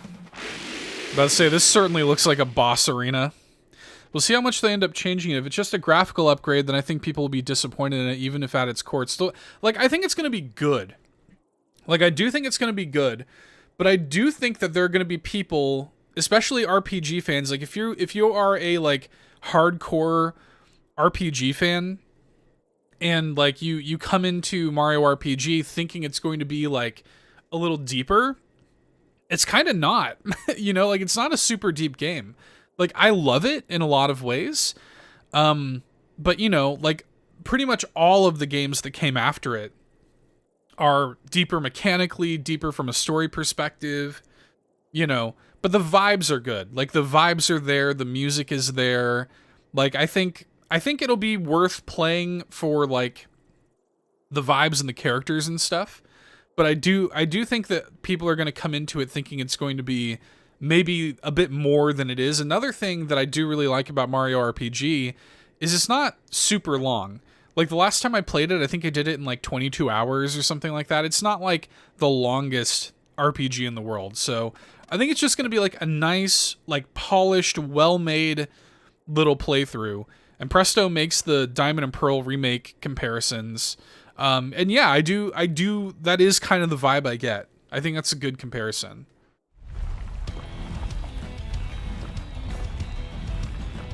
Oh God. Look at that.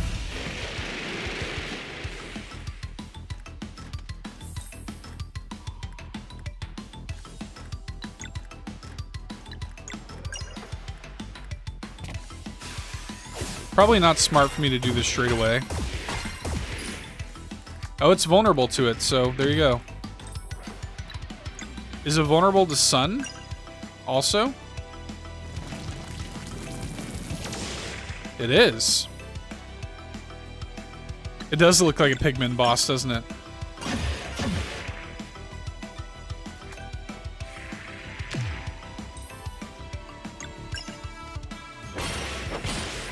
Yeah, animation's gorgeous. You can really see like why it took so long to make, right?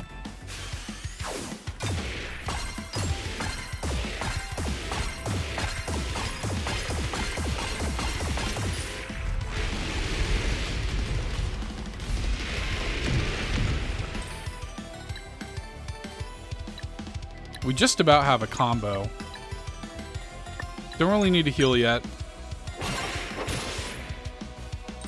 I feel like Grezzo is working on Mar. Have they said who's working on it? It does have Grezzo vibes. Have they not said who's working on it? Grezzo, for those who don't know, is who did the Link's Awakening remake. That would not shock me one bit, Super Nintendo. Although, like, I almost feel like if Grezzo was working on it, then they would have said, like, they would have updated their website or something like that. But you might be right. You might be 100% right.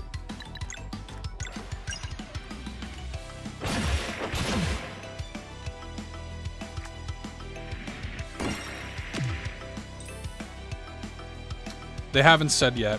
If that's the case, we might get a bit more than a normal remake considering what they did. Well, but Link's Awakening, though, like, they didn't do that much to it. Like, they, you know, like, they... It was very primarily a visual upgrade. Like, they did a couple of little quality of life things, but... I also don't really know, like, what form that even takes for Mario RPG. Like, the game's just simple, man. Like, it's not a complicated thing. Like, it doesn't, you know, like, there's not really that much that needs to be done to it because, like, you know, it's just, again, it's just kind of a simple game. Like, you know. The last game they made was the Switch version of Miitopia, yeah.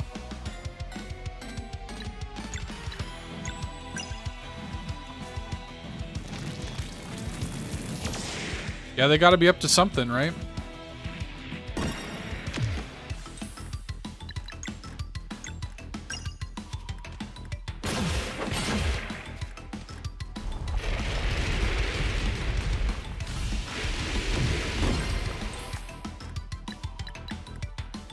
I think I'm gonna eat some tomato clubs to be safe.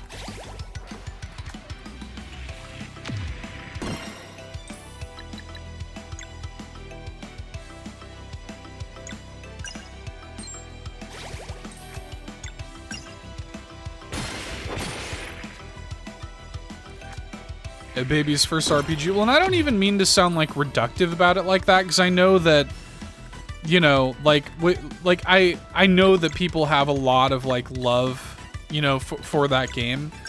I don't want to take any of that away. Like, the game is worthy of the love that it gets, right? But it's also like I do think that it's like a quite, you know, it is a simple RPG. In I think a good way. Like, I like that about it.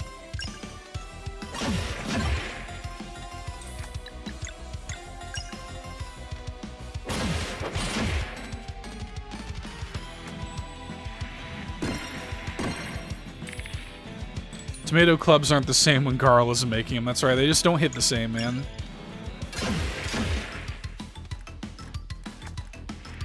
That sucks. If we had another turn, we could have avoided that. It's alright.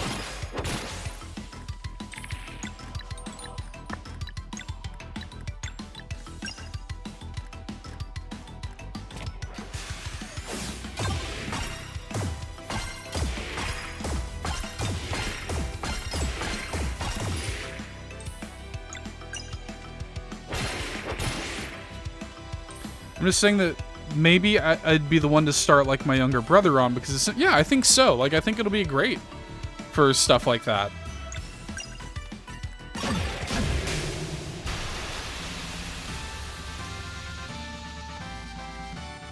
Like it's a great game. I don't want to take anything away from it. It's a great game. Our first big one. We did it.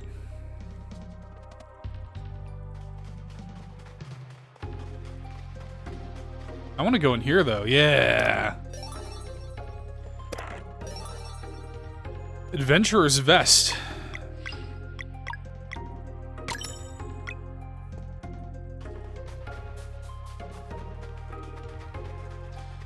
The attacks to stop a turn remind me of Octopath Traveler, only here you knock down the percentage of damage if you get some of them. Yes. Yeah, having to, like, pick out vulnerabilities and things like that, I like that a lot, too.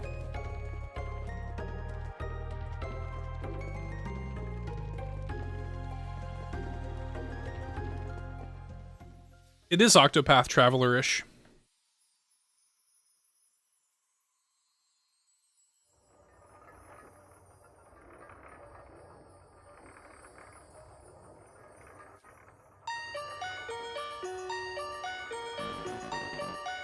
Four, things are starting to move. Two, I'm eager to see what these two can do. Eager and impatient, too. The Court of Owls?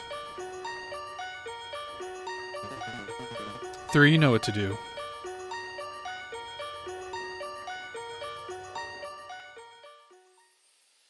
Notice that one of them had like that same blade dancer thing, and one of them had like a staff, just like these two do. Which instantly makes me think that maybe they are like old Children of the Solstice, because there have been some before. Sunglow Lake.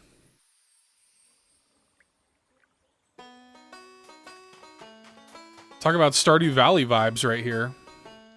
This just turned into Kingdom Hearts, you're right. Hey there, were you looking for anything in particular? Oh.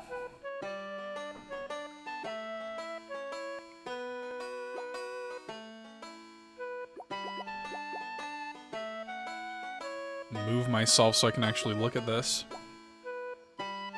A little bit of an upgrade. I mean, I've got enough money.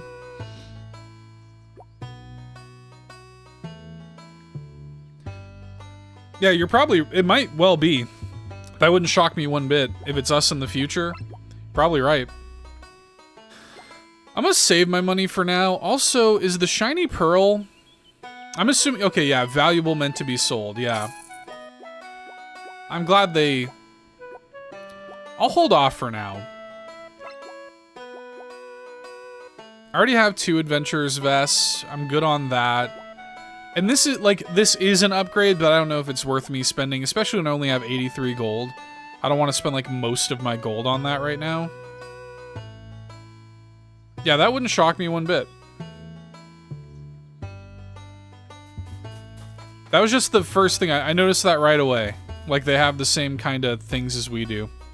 Especially the Chrono Trigger influence, wouldn't be surprised. Yeah, you're probably right.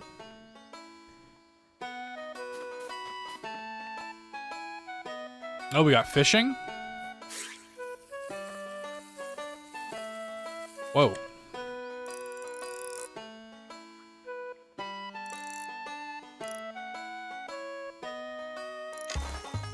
I have no idea what I'm doing right now.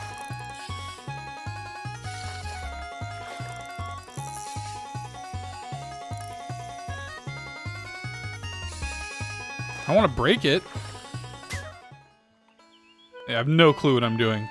I like when they tell us it's meant to be sold, or I'll just hold on to it the whole game. Exactly. I'm right there with you.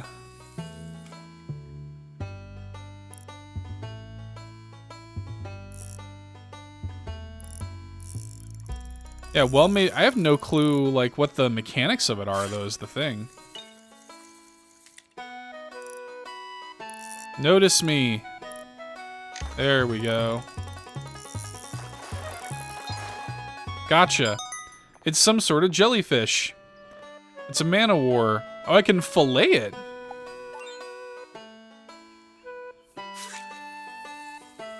There's definitely going to be some kind of cooking mechanic.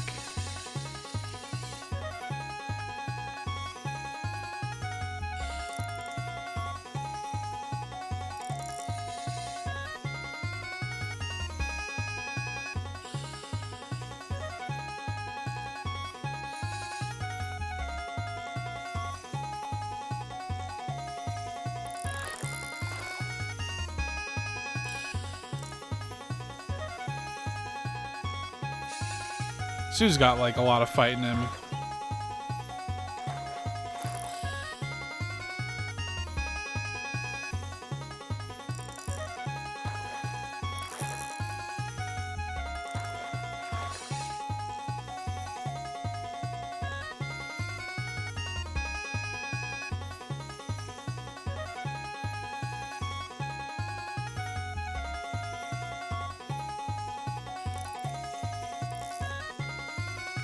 I'm trying to like make my line not snap. Like, how do you make it cool off, man?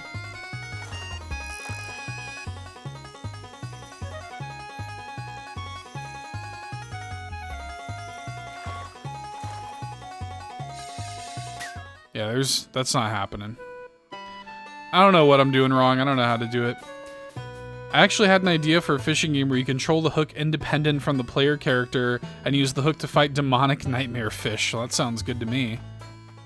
Okay, it shows you the 2 type of fish you can catch here. About to hit the hay. Have a good stream, bro. You're the best. No, you. No, you're the best. Thanks for coming out, dude. Good to see you, my friend. Hope you're doing well. Have a good night.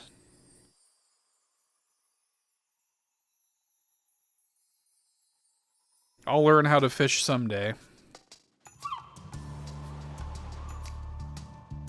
I think you only reel it in when it's in the strip. Okay.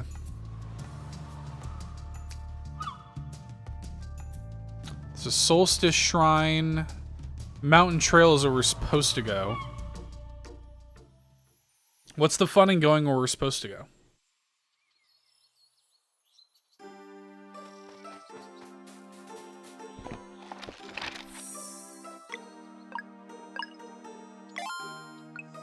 Real even. Okay, it's locked. Well, that's that then.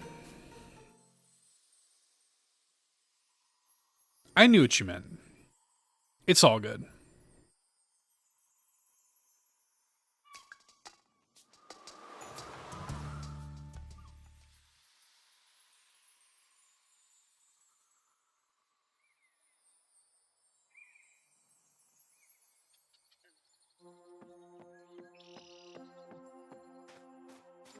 Wait, is this just a really advanced version of Fireboy and Water Girl? Alright, we made it to the mountain trail. This is where we started, right? Yeah, this is literally where the game began. So now we're caught up. I really hope we'll get the chance to return to Moon Cradle after this. What if we're sent out into the world right away? Yeah, I don't know. I just wish Garl was here. We could certainly use some celestial willow jam to go with this awful bread. The dream. Oh, he's got to be in the bushes. Celestial willow jam. Let's go. I've got some right here, you guys. I even picked some mushrooms. You won't believe this soup I'll make. Guh. Oh, and I found help in the what's this? Hang on, let me move my face. Oh, I found herbs. Herbs, even. Garl. Oh, look at her face right there. She says, what? You didn't really think I was just going to let you go on an adventure without me, did you? Garl. Aw. It's so good to see you two again. We love him. You look so strong now. Hey, why didn't you show up for our departure? Are you kidding? There was absolutely no announcement. As soon as I heard everyone gather, I went to our hideout to pack my stuff, but you left so fast. Guys, I'm so pumped for this journey. I know all about survival now. Fishing and gathering and cooking and... What's wrong? You can't actually come with us. We just wanted to say goodbye. We're on duty now and it's pretty dangerous. You can't mean that. We've always talked about how we'd all leave together after your training. Plus, I spent all those years practicing in our little cave. I'm ready. Look, I might not have any special powers like you do, but I'm built strong and I've been preparing. This here's my shield. I'll be a defensive fighter. No, a warrior cook. Oh yeah? Sure am. And I've been reading a lot too. See, most of the monsters you're going to face won't even be Fleshmancer minions, which means anyone can fight them. Are you sure about that? Totally, you haven't seen it yet, have you? No, but I'll know when to step aside, don't worry. Plus, you can't really travel the world with just a few sandwiches. What were you thinking? That's, yeah. See? You need me. You just do your Solstice Warrior duties and I'll keep your bellies full. Yeah, music is back. Deal? Okay, deal. Oh, I'm so happy. No way, this is awesome. You love to see it. Alright, I'll start the kettle. We have so much catching up to do. Garl the warrior cook joins the party. You love to see it. And so apparently after we meet this Elder Mist, we'll be able to use magic without using magic and be sent out into the world. That's all we've been told. I guess finding our own way is the final step of training. Garl's just been doing squats in the cave. Yeah, he's just for 10 years. Our first assignment is to get to Wraith Island in time for the next eclipse. Wow, that's a lot. Your powers sound so cool, though. Can't wait to see them in action. So how about you, Garl? Oh, it was pretty uneventful, to be honest. All I did was train and learn the skills I thought would come in handy. Every single day I was hoping to see you come out. I'm sure no one told me it would take 10 years. Or I'm sure glad no one told me it would take 10 years. It'll be all the more depressing when he betrays you. Well, we're all together now, so it doesn't matter anymore, and I can't wait to explore the world. I want to taste everything. Hey, this soup is unreal, by the way. Right? Uh-huh, so how much food did you pack? Just enough for a few meals. It's better to travel light, and there's ingredients everywhere if you know the look. And who knows what we'll find? It's all part of the adventure. Why don't you try now, Valir? See that bush right there? It's full of juicy berries. All you have to do is pick them. We can do that.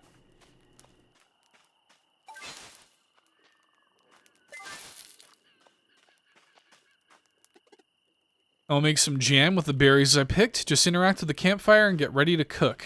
Isn't that what you're here for? I'm not supposed to cook.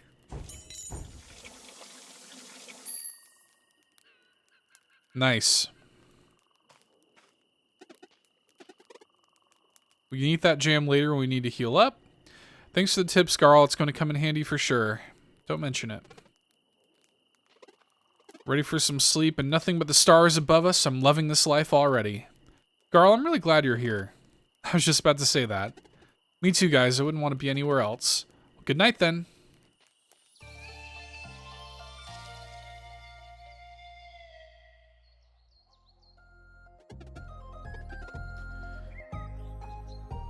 Dude, having to move the face around so much.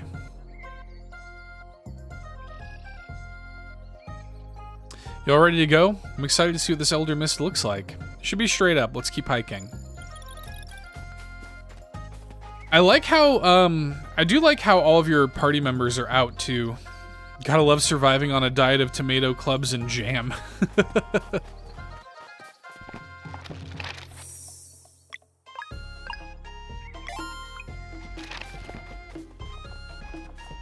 I want to fight these guys. All sharp over here.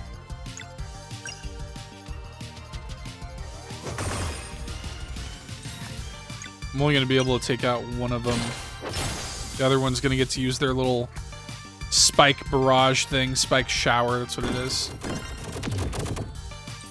Time for me to head off to Japanese school. Can't wait to play this. Have fun, Seth and friends. Hey, thanks for coming in, Fulia. Appreciate you, my friend. Enjoy Japanese school. Have a great one. Oh wait, I could probably just jump across.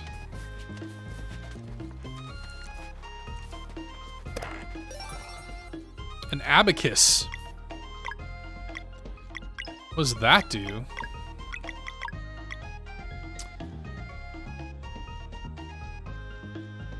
Displays non-boss enemies' HP in combat. Okay. Non-boss enemies' HP. I mean, that would be useful. I guess I'll put it on Garl.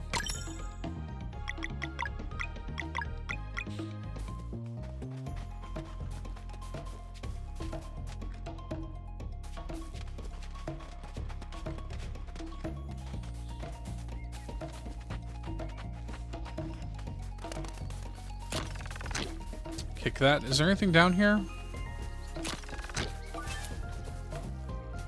Oh yeah, there's like little stuff all over the place. Look at this.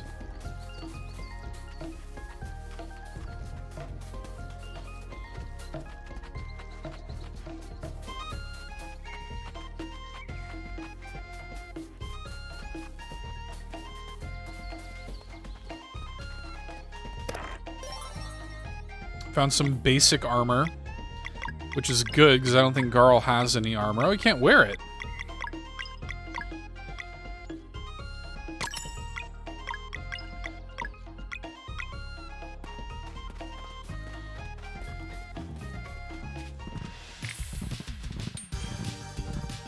Okay.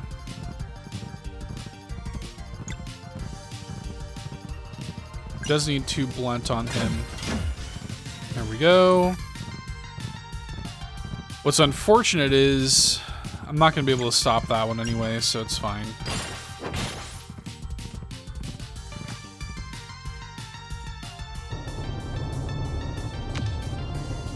Ow. That sucked. I love the seamless transitions into and out of battle. Yeah, that's really good. Hurls an enemy to another position if possible, and nourish. Throws a snack at a friend. Can I nourish myself? Also, is it one... Okay. I was wondering if it was using like an item from our inventory or something. It doesn't seem like it is.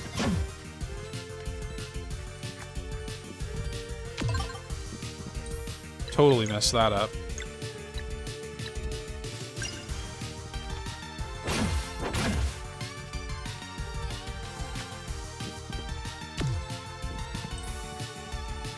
Definitely do not have the timing down on that yet. Okay, 2 blunt and a sharp. Yeah, I do not want to get hit by that again. That hurt.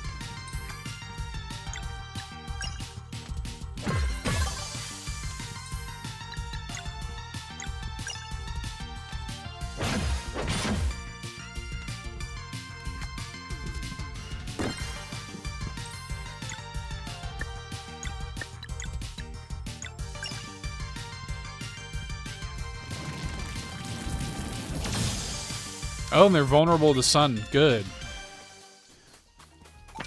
Very good.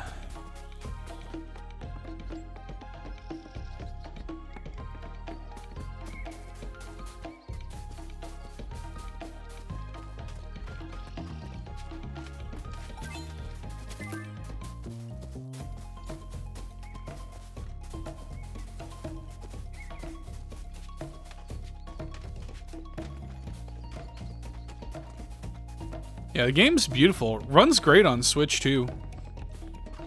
I'm a little bummed that we don't have that pixel perfect option like it sounds like there is on Steam. I wonder if that is also on the other versions of the game. Wonder if you can do that on, like, PS5. I may download it on PS5 just to mess around with that and see if there's any, like... Sometimes the pixel art is so good it almost looks hand-drawn as you're moving. Yeah, I mean, it's gorgeous. Truly gorgeous.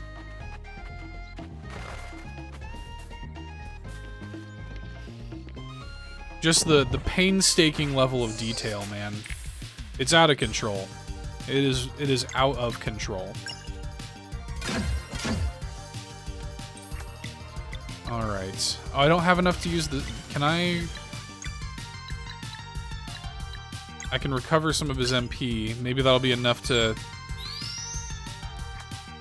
it's not going to matter anyway. I should have known.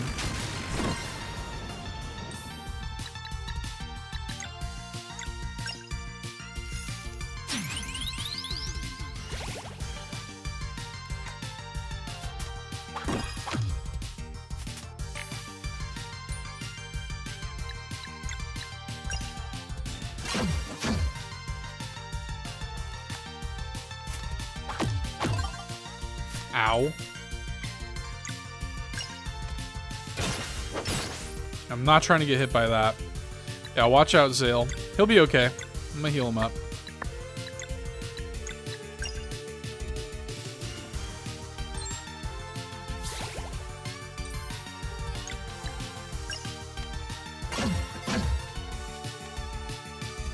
They're vulnerable to the physical attacks.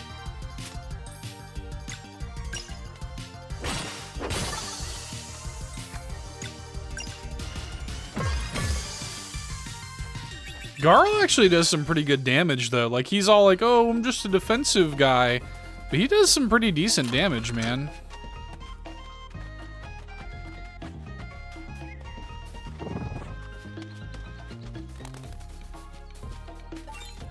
Garl's out there selling himself short a little bit.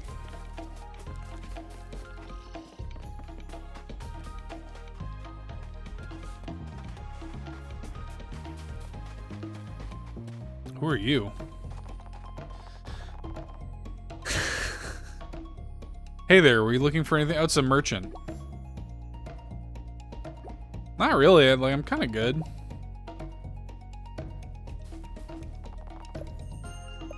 Can I cook anything?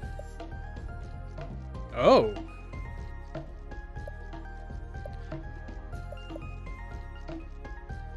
As far as, you know what? As far as a tomato club goes, it looks pretty dang good. Can we just all admit that?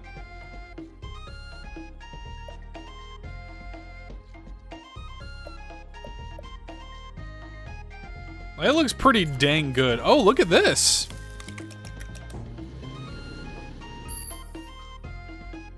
That was awesome. They all have got, like, individual...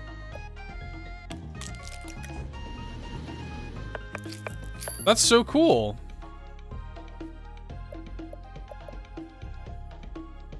Yeah, I'm not even a fan of, like, raw tomatoes like that. But even I think that looks good. Like, I'm not a big tomato guy. But even I would try that. Like, that looks good. I don't care who you are.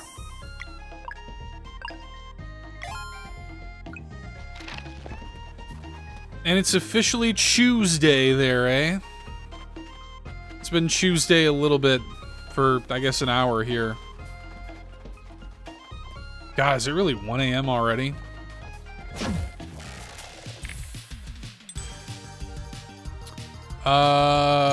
I would rather knock this guy's ability out, personally. Oh, the sunball's got a little area of effect.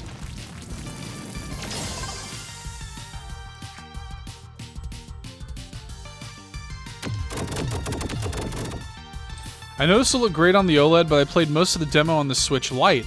Turn-based RPGs are some games I grab the Lite to play while watching TV. Yes. I can totally see myself, like, this is going to be a great game to have.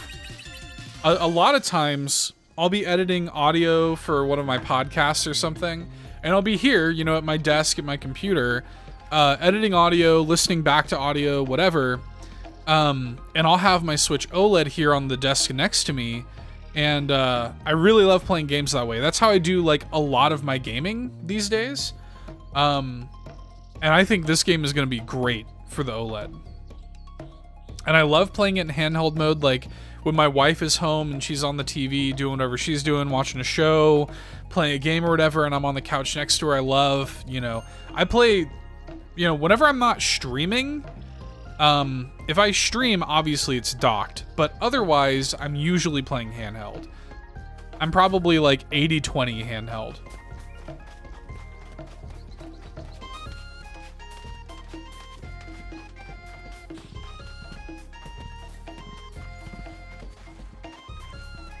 These are just one.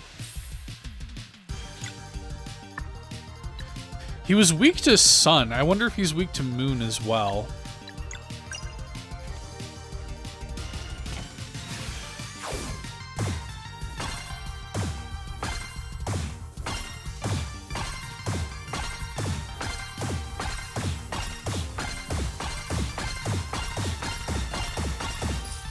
That was pretty sick. I didn't even pay attention if that was like, if he was weak to it or not. I don't think he was.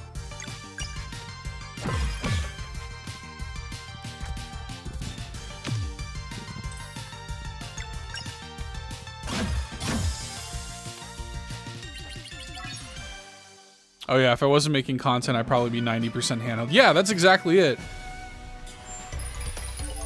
I'm probably 90-10 handheld. 10 is only playing with friends though, and sometimes Zelda. Yeah, that makes sense. Okay, I want to give her a little more physical attack, I think.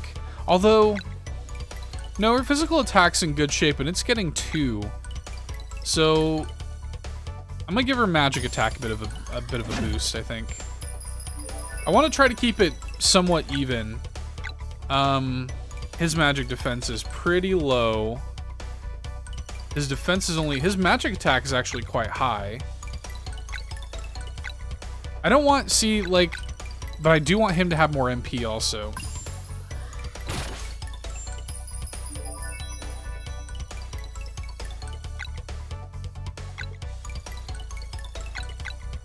If he's going to be the defender, he definitely needs some higher defense. Yeah, but yeah, the vast majority of the time, like, if I'm not making content or whatever, then yeah, it's handheld. It's just such an immaculate, the Switch OLED in particular, is such an immaculate handheld machine, like, okay. So Garl can do blunt damage as well, but I'm gonna have to basically choose. I think I would rather get rid of the RAM.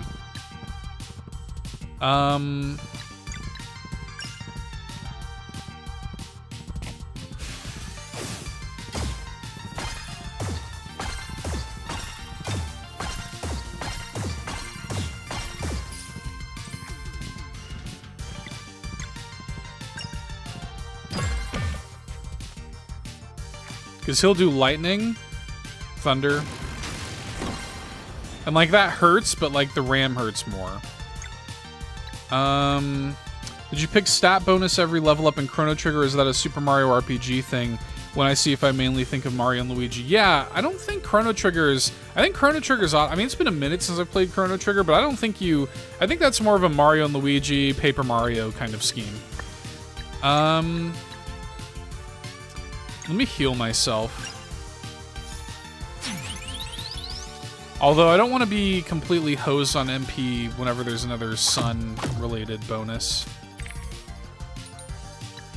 Okay. Oh, it's not going to matter anyway. I don't have enough MP for that, regardless. But I can take away some of it. This, actually, I might be able to take him out with this. Yeah. Sick.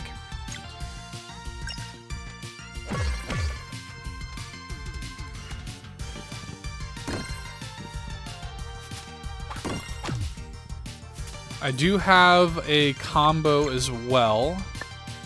Who has more health? He has much more health. Okay. So we'll social strike this fool.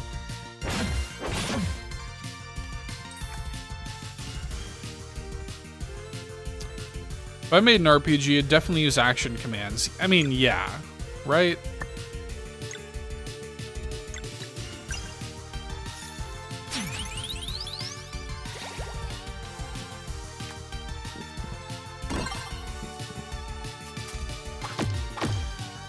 I agree, Presto.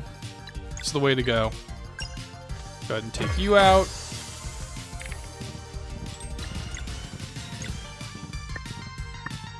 That's not really gonna matter. Well, it's fine.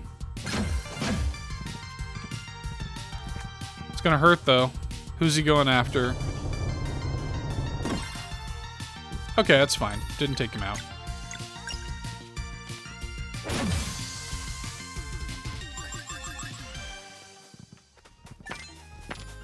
Yeah, I'm with you, Presto. I love this style too. I really like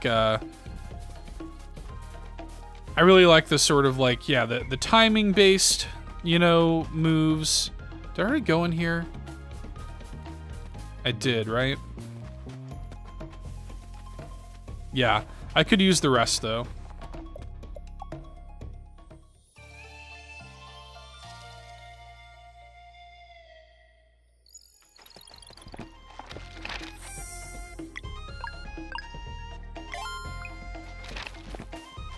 Now, I wonder if enemies respawn after I rest. I'm not sure. We're about to find out. Okay, we're good. Why can you jump down here? Oh.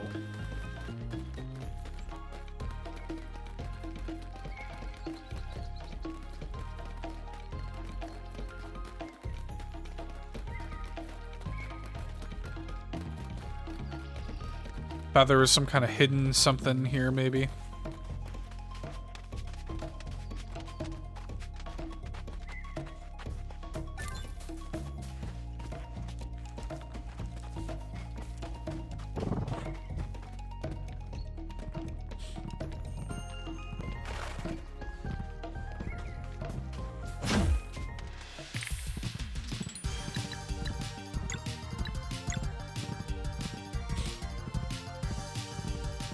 Just so you don't die if you fall off. Makes sense.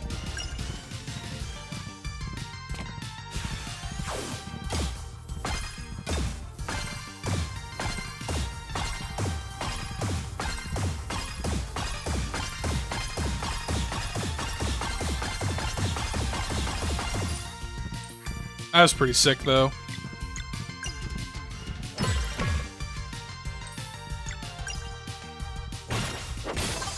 That dude just got rocked. I just destroyed that dude. That was intense.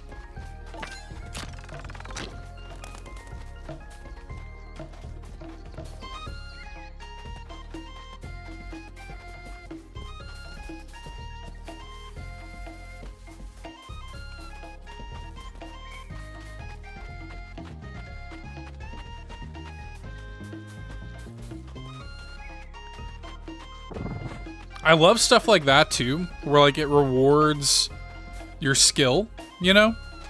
It seems like the game wants me to go into that area. But no, this seems like, well, hang on, let me go in this cave first.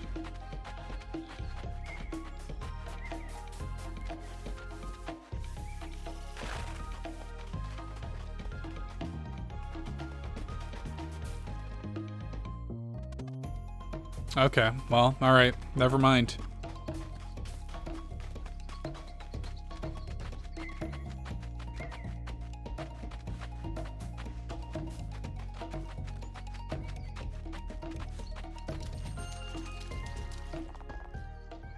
Hoo.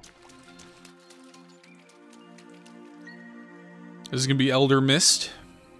Gonna be like an owl type of creature.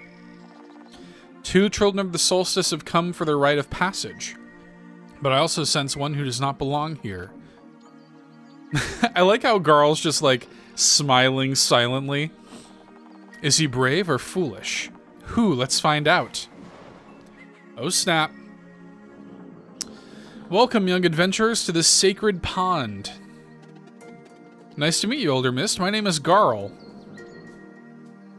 My, what a gregarious one you are. Enthusiasm is certainly welcome in this place of meditation, but its rites are not meant for the common folk.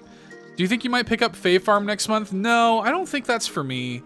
It's, you know, like, I like farming sims okay, but, to be honest, like, there's a lot of other stuff that's kind of in that wheelhouse that I'm more interested in next month. Like, for example, Minico's Night Market, I'm probably gonna grab. I've been looking forward to that for a long time. I know Lochlith is going to be all over Fae Farm, though. So, I'm excited to, like, live vicariously through Lochlith with Fae Farm. But I don't know. We'll see, you know. Like, I would try it, like, but, you know, I don't know if I would... if I got the opportunity to play it and cover it on the channel and stuff like that, I would try it. But I wouldn't, like, I don't think... Like, it's not in my budget, you know, right now. But I'd be willing to give it a shot. Enthusiasm is certainly welcome in this place of meditation, but its rights are not meant for the common folk. Yep. Children of the solstice, step forward. Who? Hoo. It seems you show great potential indeed. Have you weaved your will into celestial fabrics? We have, Elder Mist. Then come closer and let them be imbued by the sacred pond's magic.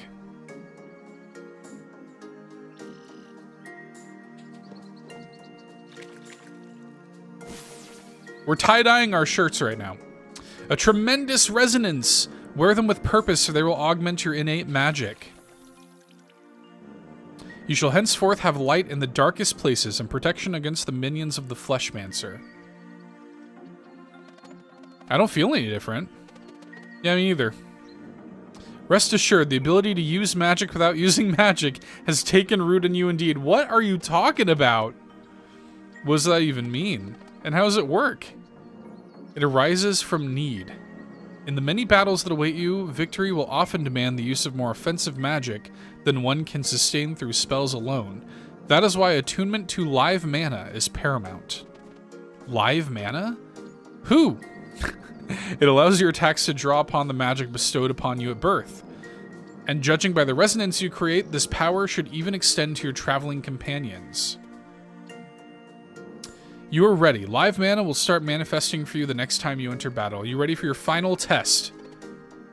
Elder Mist, I'd like to go with them. The Elder Mist trials have never been undertaken by anyone but aspiring Solstice warriors. But I want to go with them, please. How can you use magic without using magic? By using your magic. Interesting, you were the first of the common folk to ever make such a request. Could he bring it back? Perhaps we should try to find out. Let's do it. I will allow it. All right, thanks, Elder Mist. Consider it a test of your ability to act as a companion to Solstice warriors. I won't fail. We're ready.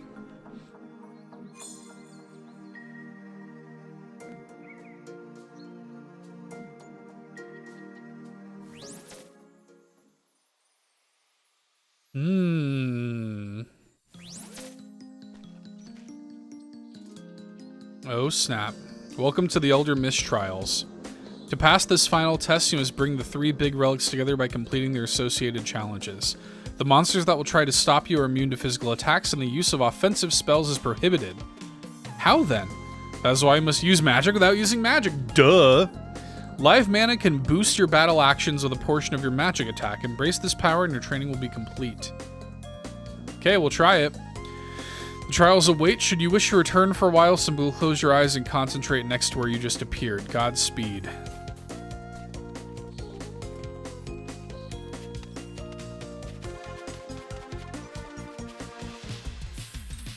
Okay.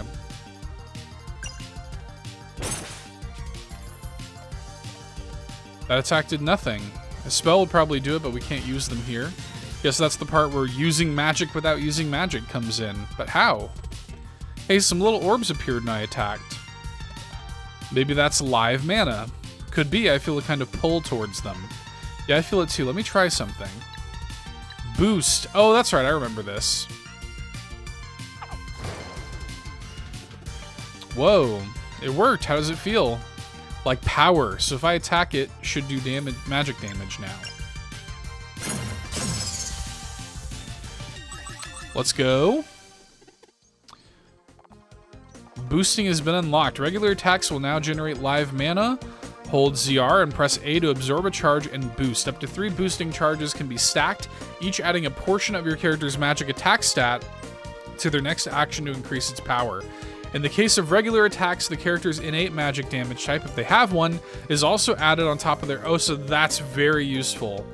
Whether you're dealing with an intricate lock pattern, need to make your next healing spell really count, or just want to deal more damage, remember to boost. Yeah, you gotta love still being in the tutorial, you know, 2.5 hours in. That's alright. That's typical.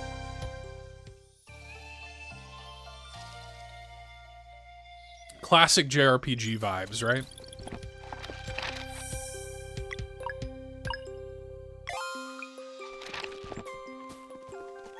I've heard that the game is like 30 hours, so not too bad. But, you know, 100%ing will take longer, obviously. But yeah, I like the boost. The boost mechanic is neat. Found some more basic armor. I guess I could probably put that on Zale. Whoops. Smart way to add to the battle system. Yeah, and it's also not too much, which, you know, like, I do like that.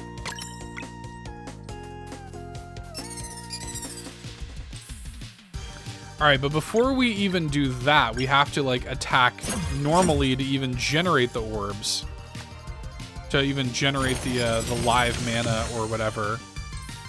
Dang, I've been watching this for 2 hours. Feel like it's been 30 minutes. Well, that's a compliment. I appreciate that. I appreciate that, Presto. All right, get some more live mana off of that bozo.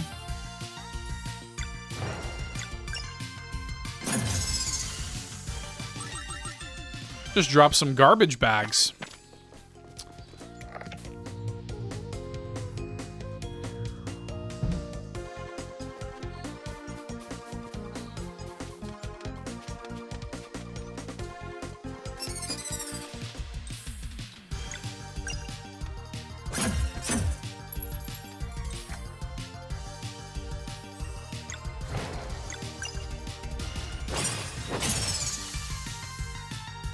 Nice. Tried to block that, didn't work.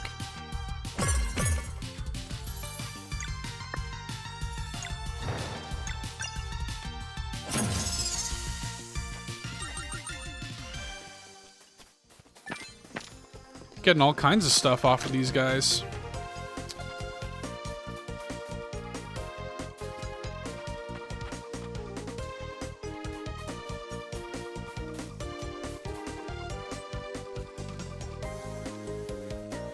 Okay. Doesn't really help me get up there, though.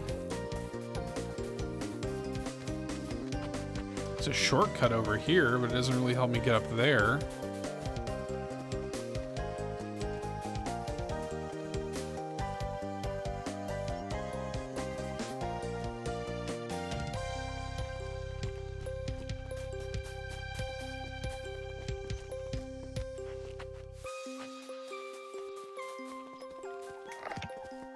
Oh, hang on. Yep.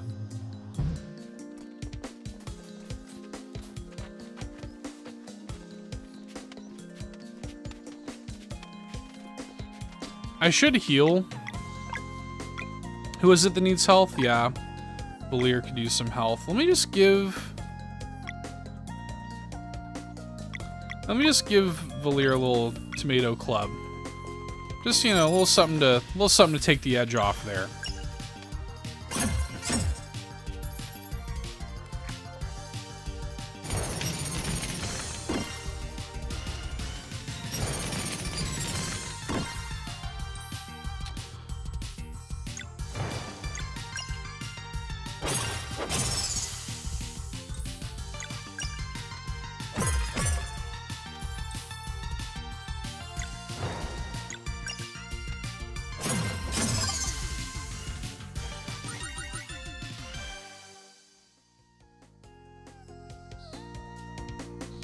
Okay.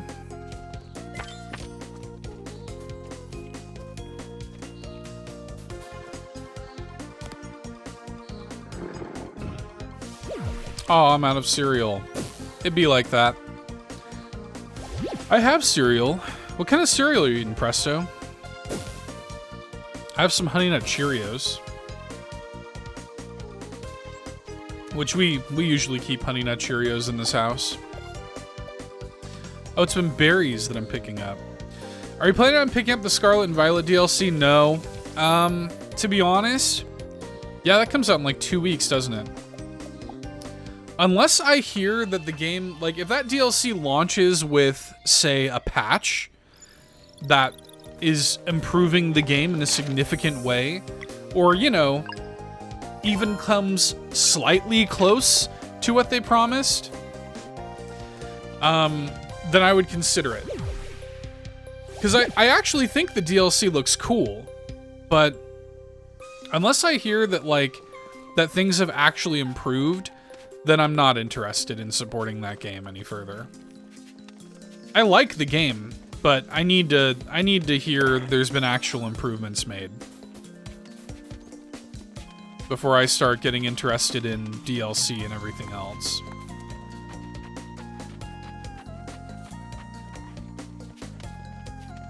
I know Eric is gonna play it, but I'm more angry about Scarlet and Violet than Eric is.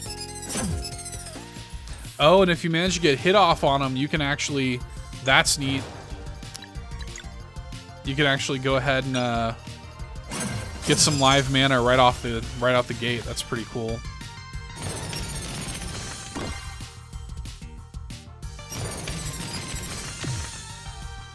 Did that way too early.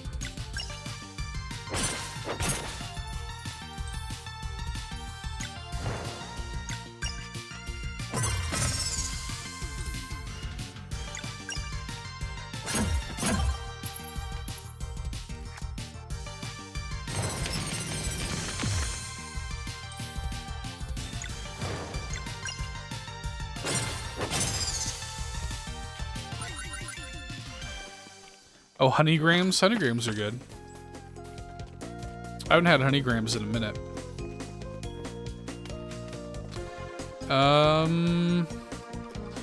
Yeah, I've been waiting for the fabled patch before I pick up the game. I'll survive on Arceus, a much less buggy game for now. Yeah, I don't blame you. It's just gross. It's just, like, it just upsets me, you know, and I don't like feeling that way about the game, because like, the game itself is great. Like, it would be, if that game was more polished, it would probably be my favorite Pokemon game. Straight up. It's great. But, you know, they just don't, they're not given the time.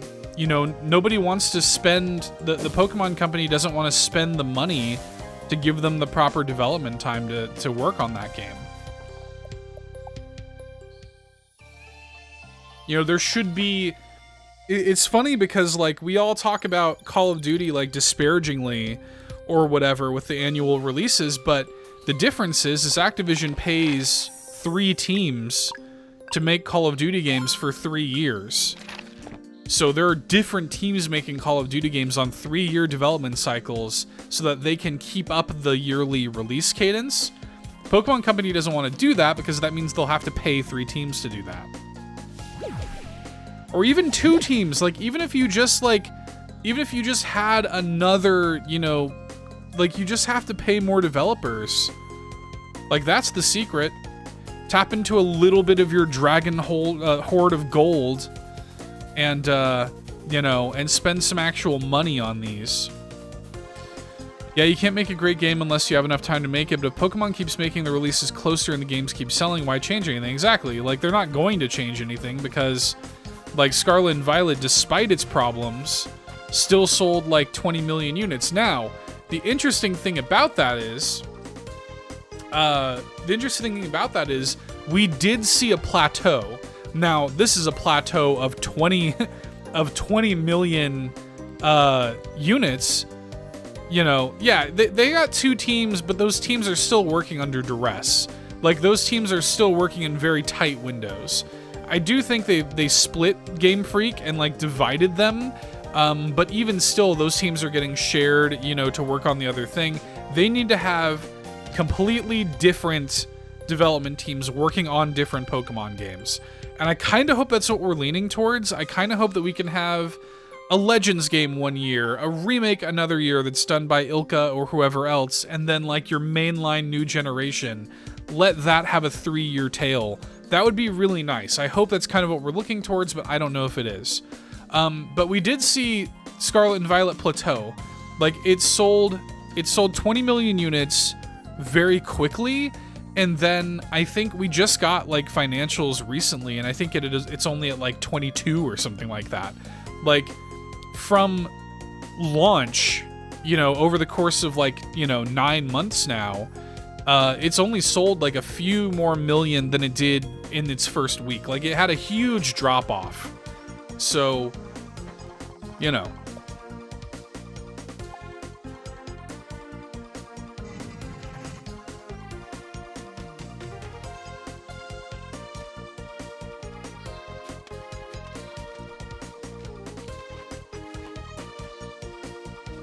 But again, we're still talking about, you know, a 20 million unit seller. So it's like, but you do have to wonder, like, if the discourse around the game wasn't that it was terrible, you know, you have to wonder how much better it would have sold and how much it would have continued to sell. Scarlet and Violet just shows us the potential is there for the best Pokemon game ever if only they took the time and care. Yes. I mean, it legit would be the best Pokemon game. It's so good. Like they did it. Like they made, you know, Pokemon really work in an open world environment. They really did. They figured it out. They just needed time.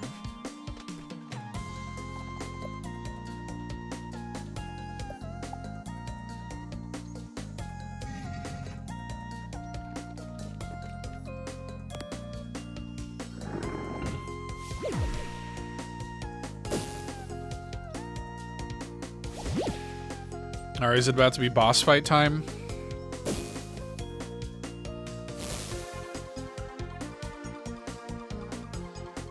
Kind of looks like it.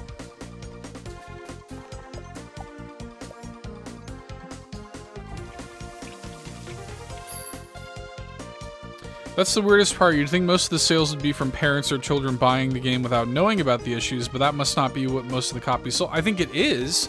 I think what happened was a lot of those people bought it in that launch window period, and then nobody else did, because a lot of the hardcore gamers that might have been waiting a little bit longer to hear about it had enough time to hear about how busted it was. And then it's like, well, you know, why am I going to spend that money? Everybody's talking about how busted it is. I'll wait for the patch. They promised the patch has not come, you know? So like, yeah, the game's selling extraordinarily well, but you will end up seeing diminishing returns eventually.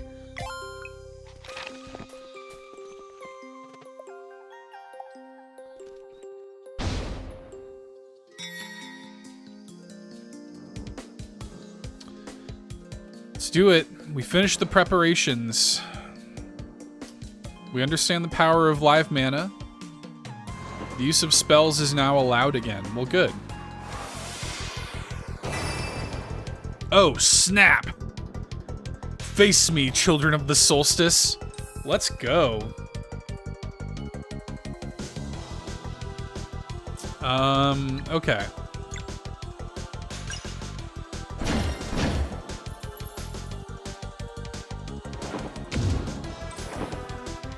Sword active counter slash. Okay. Let's see what this does here.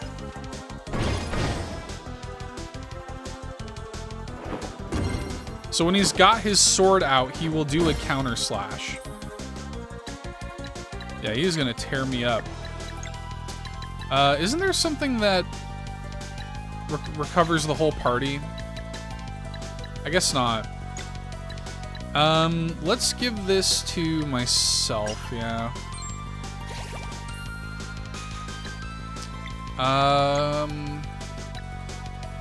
Medium heal on her would be good.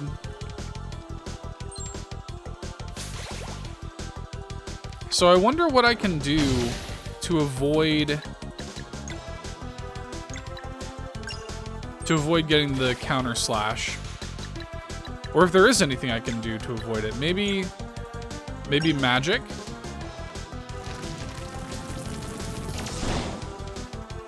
Okay, he's vulnerable to that. No, he's still gonna counter slash.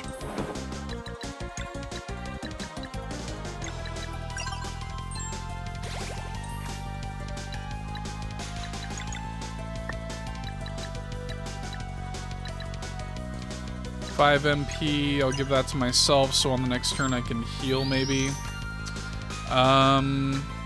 Combo.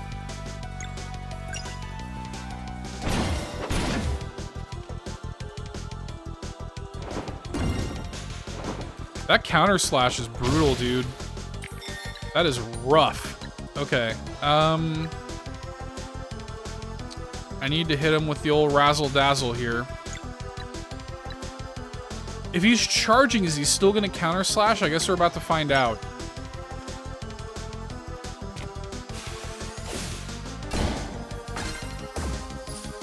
Ouch. Sure is. That's gonna kill everybody. Yeah. All right. We'll retry. We'll retry.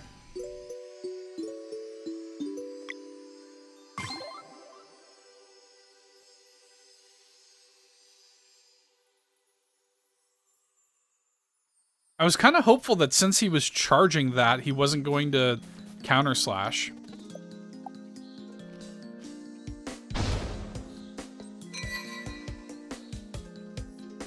No worries, Presto. I'll probably wrap up after this boss anyway. Because, yeah, it's like almost 2 a.m. my time. Hey, what's up, Drellish? Good to see you, my friend. Okay. So he's gonna counter slash. Good morning from Germania. There's not really much I can do to avoid that, although... Oh, I can actually target the individual... Okay, we definitely want to target the sword first, then. Good to know. Okay, there we go.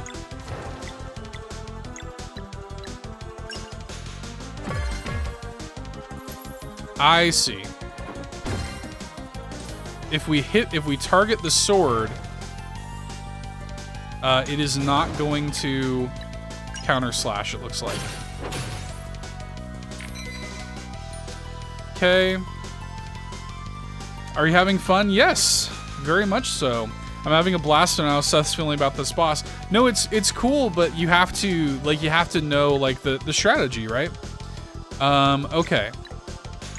Moonerang. He is gonna counter slash if I hit him with this, but that's okay. I can take it.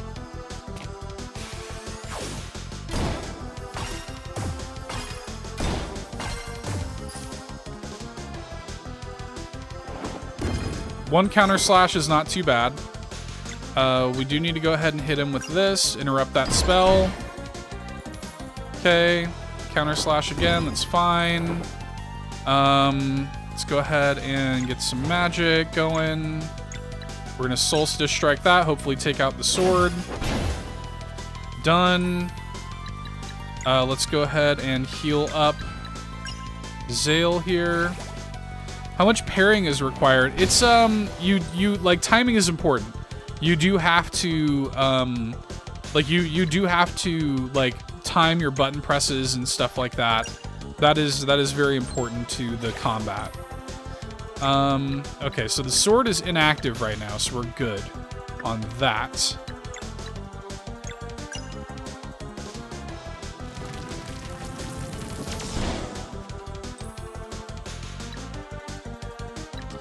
I'll save my MP for that for now. I should heal a little bit more.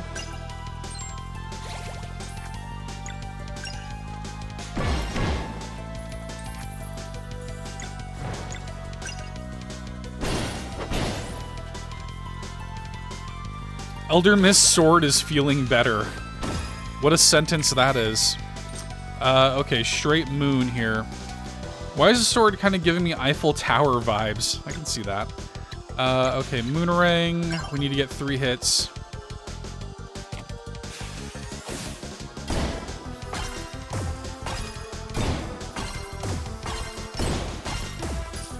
Okay, that's good at least. We're gonna take a counter slash, that's alright, not the end of the world. Okay, now we need to focus on taking out the sword again.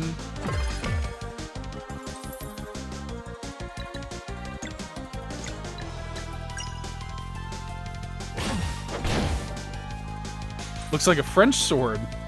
That's what sword look like in France. I have no idea. Sounds good to me. Can I go ahead and, yeah, Nourish would be good here.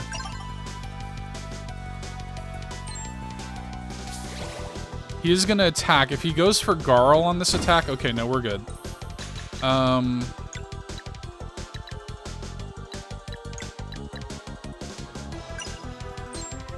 Is there a difficulty setting? So you can, there's like these relics that you can get that apparently like can decrease the difficulty. I haven't experimented with it yet, so this is like the normal difficulty, so to speak. But there is like a there is a way to do that. You get relics early in the game, sort of after like the tutorial section, that will allow you to make the game easier or harder. So, sword's feeling better.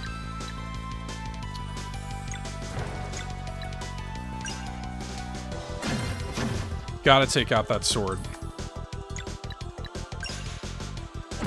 Otherwise, you're getting counter slashed all over the place. Totally screwed that up. Alright, let's go ahead and do that. This should take out the sword. Ah, close. Dang. If I had saved, I should have saved those, I should have saved those points. Those, live manas. That's fine. How many bosses have you done? I think this is boss number 3? So far? He's gonna hit me with that regardless. So... Garl is probably gonna go down.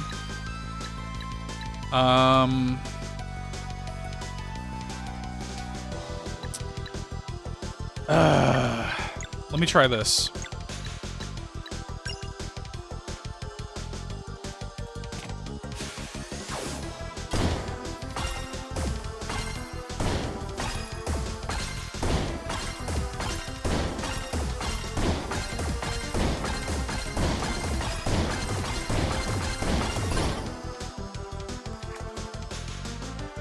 Oh, he's healing himself. Okay. Have you died yet? Yeah, I did die to this boss the first time I fought it.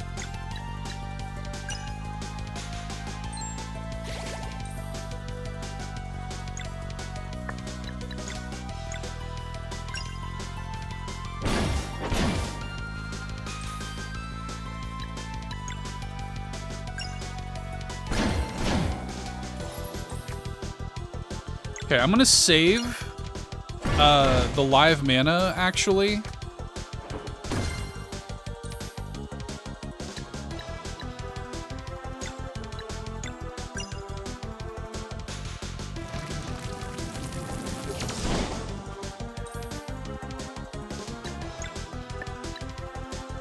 Because, if I stockpile some of this, it'll actually be quite useful whenever he does any of his, like, charge abilities. I'm surprised his sword is not feeling better again. There it goes. Alright.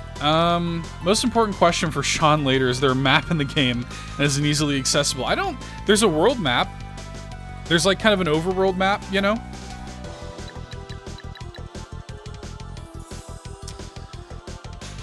Do I have to go all or nothing? Can I hang on to it? I guess not. That's okay. Okay, I do have a combo point. I actually think I'll use that on the sword.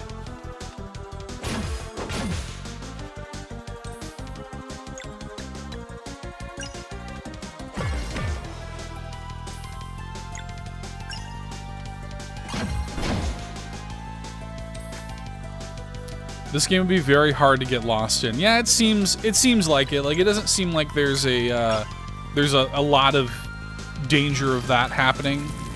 There is some exploration, but it seems to be, you know, relatively straightforward. Totally screwed that up. Let's nourish her. I'm just waiting on him to do another charge ability so I can... There we go. That's what I've been waiting on. Oh, okay, so you can go one at a time. Well, we don't need to. Let's go. Trophy list on PlayStation seems doable. Nice.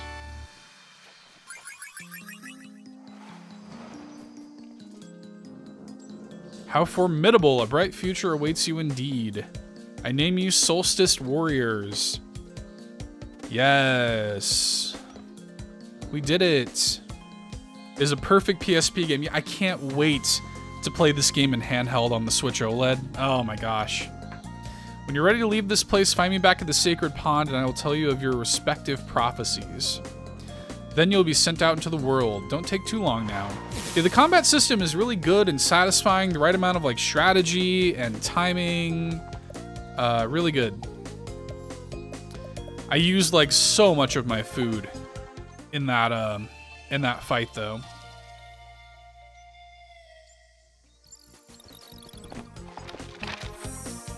Go ahead and save. All right, we'll go back to Elder Mist. And then I'll probably call it, because we have been going for nearly 3 hours and it's almost 2 a.m. here, so I should go to bed at some point. It's really good. It's really good, Michael. It's great. How is inventory management? It's yeah, it's straightforward. I'll show you after we talk to Elder Mist here. Time has begun to begin my journey. Morning, but it's the middle of the night. Ah, yes, I suppose your friends should address that. Address what? Bring us the dawn. We can do that? All it takes is for you to stand on a celestial rune. And then what? Something inside of you knows already.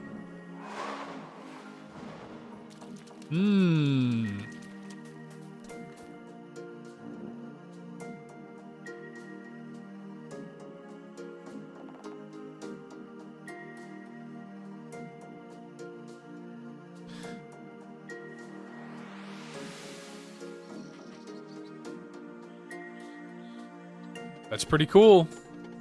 I'm gonna watch the new Andros video and then hit the sack. Hey, no worries. I appreciate you hanging out, Presto.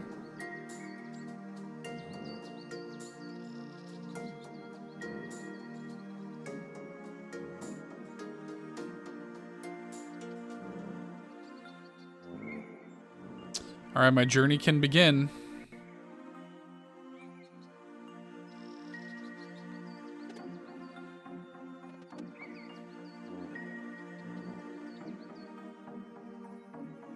Oh, meet me on the other side, and as a farewell gift, I will share with you what I could read in the mists of time. Try using the crystal to charge the smaller rune on the ground above and see what happens. Oh. Oh, snap.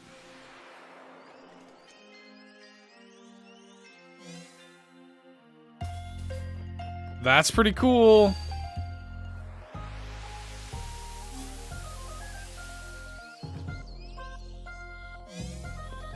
That's pretty dang cool.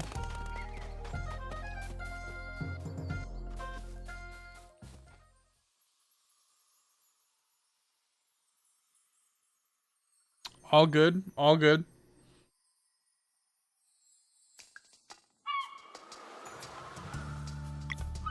I probably dropped some frames for a second. Okay, so yeah, let me move my face here so I can show you a little bit of the inventory management. It's straightforward. Like, the game's pretty simple. Like, you can go into an equipment menu. You got your weapons, your armor. You can have 2 like accessories and then a third. Sort of like, I don't know if that's like the relics are in a separate menu. So this is what I was talking about. The Amulet of Storytelling says max HP plus 100% and auto heal after combat. So that's kind of like the easy mode, right? And then Sequent Flare. Successfully timing hits and blocks cause a star flare to fly out of the character for a clear as day confirmation that the input was properly timed. Recommended for those preferring stronger feedback or while closing in on the mastery of certain moves. That's actually useful. That'd be good maybe. So you have a couple of things, and there's other relics apparently that you can collect as well.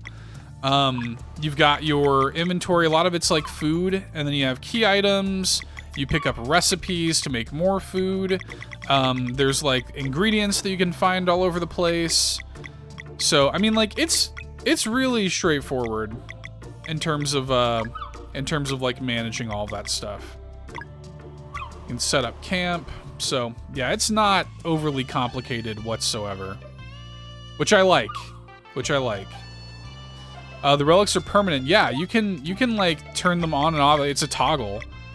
Like I could turn them both on. I could turn them off. I could do whatever I want whenever I want. No, no durability or anything like that. Yeah. No, no weapon degradation, it doesn't seem like. I'm ready to be sent out into the world. Okay, each character is getting their own prophecy. In order to reach your full potential, you will first need to stare at the night inside of you. Thank you, Elder Mist. When the time comes, you'll be the one to create paths on water. Okay, understood. Oh, Garl gets one too? Awesome. You must be mindful of your limitations during this journey. You got it, Elder Mist.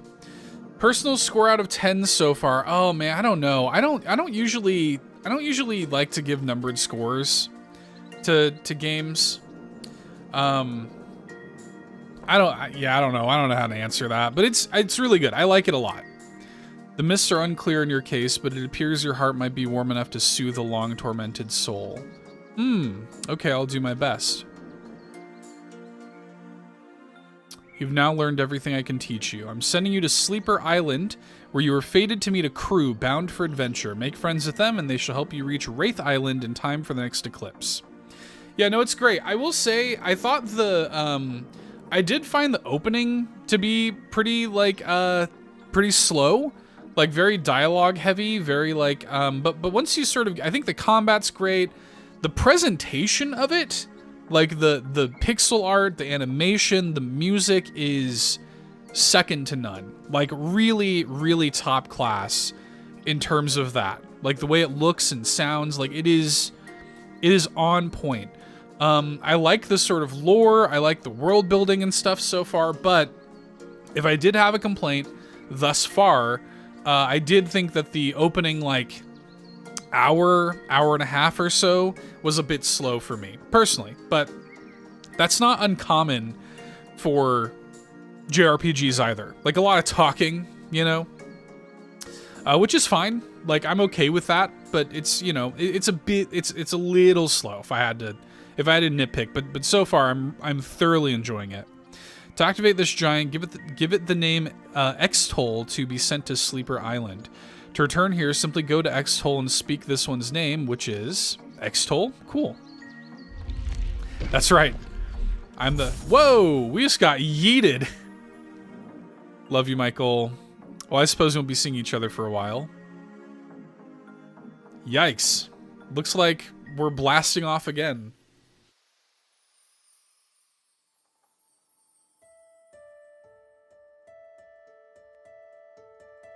Back in the Great Archives, which is where the game begins with this archivist character.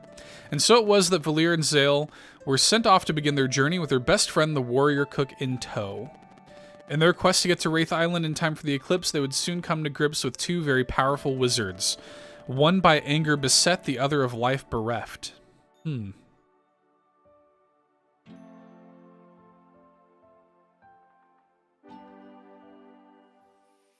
There's definitely going to be a moment at a certain point in the game, right, where, like, the chair turns around and you see that the archivist is, like, you know, somebody that we know, right? That's definitely going to happen, right? Just getting thrown. Look at that. Nice catch. I mean, just look at the animation. I mean, no way. That was awesome. The Elder Mist wasn't kidding. What a ride. Who knew the world was so big? How linear is the game so far? It looks like no... Yeah, I haven't done any side quests yet, actually. So far, it's fairly linear, but, like, Presto was kind of joking a little earlier, like, oh, the tutorial's finally over. Like, it does, like, 3 hours in, it does feel like I just got done with the tutorial. Like, now I'm kind of, like, fully out into the world. I feel like the tutorial is now over, and now I'm sort of in it, right? So, but it's, I mean, yeah, it is, you can see where all of the time has gone. This game was in development for over 3 years. I backed it on Kickstarter, you know, 3 years ago. I just got something called a Solstice Mage Ring. Oh. I can regenerate MP when I time a block properly. That's helpful.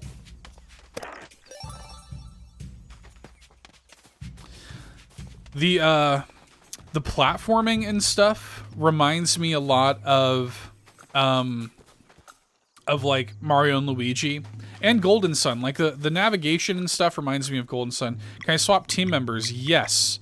Order. Yeah, I can swap them around. Now Zale's the one that's moving around, right? But I like Valier the best.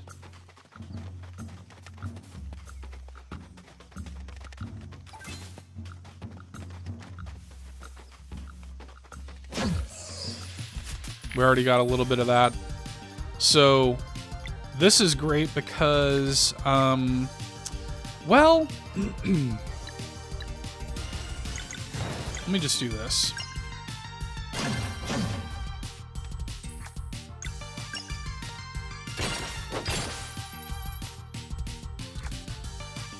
So you have to, you'll see the those little like things pop up over the enemy's heads, like that one just had.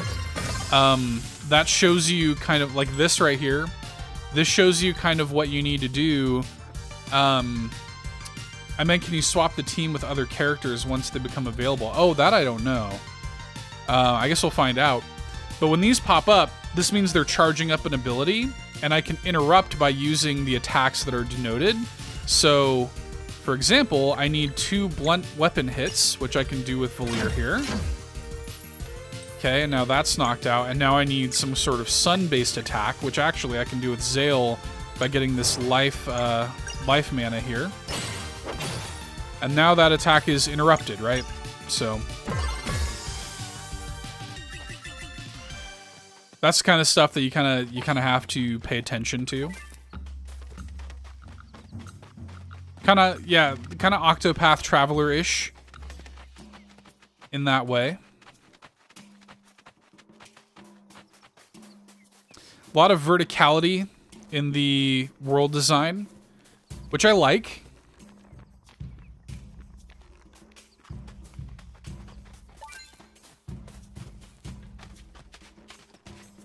Big old chest here. A rainbow conch. What do you use that for?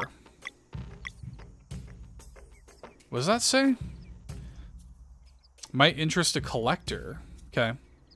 Probably some kind of character that we meet later that uses them.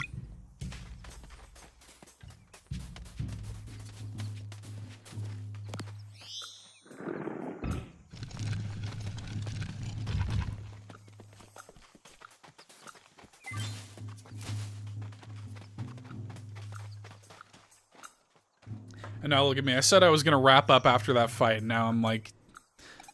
Okay, whoa, who's this? Intriguing. Very cool. Okay. For real, though, I should wrap up. Let me get to a save point.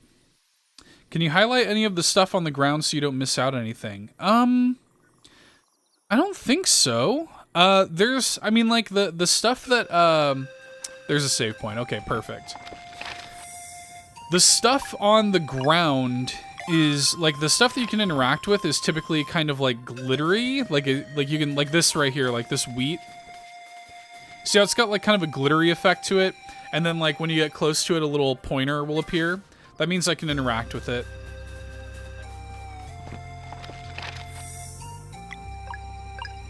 So, okay. I should wrap up here. It is 2 o'clock in the morning. I've been streaming for like 3 hours.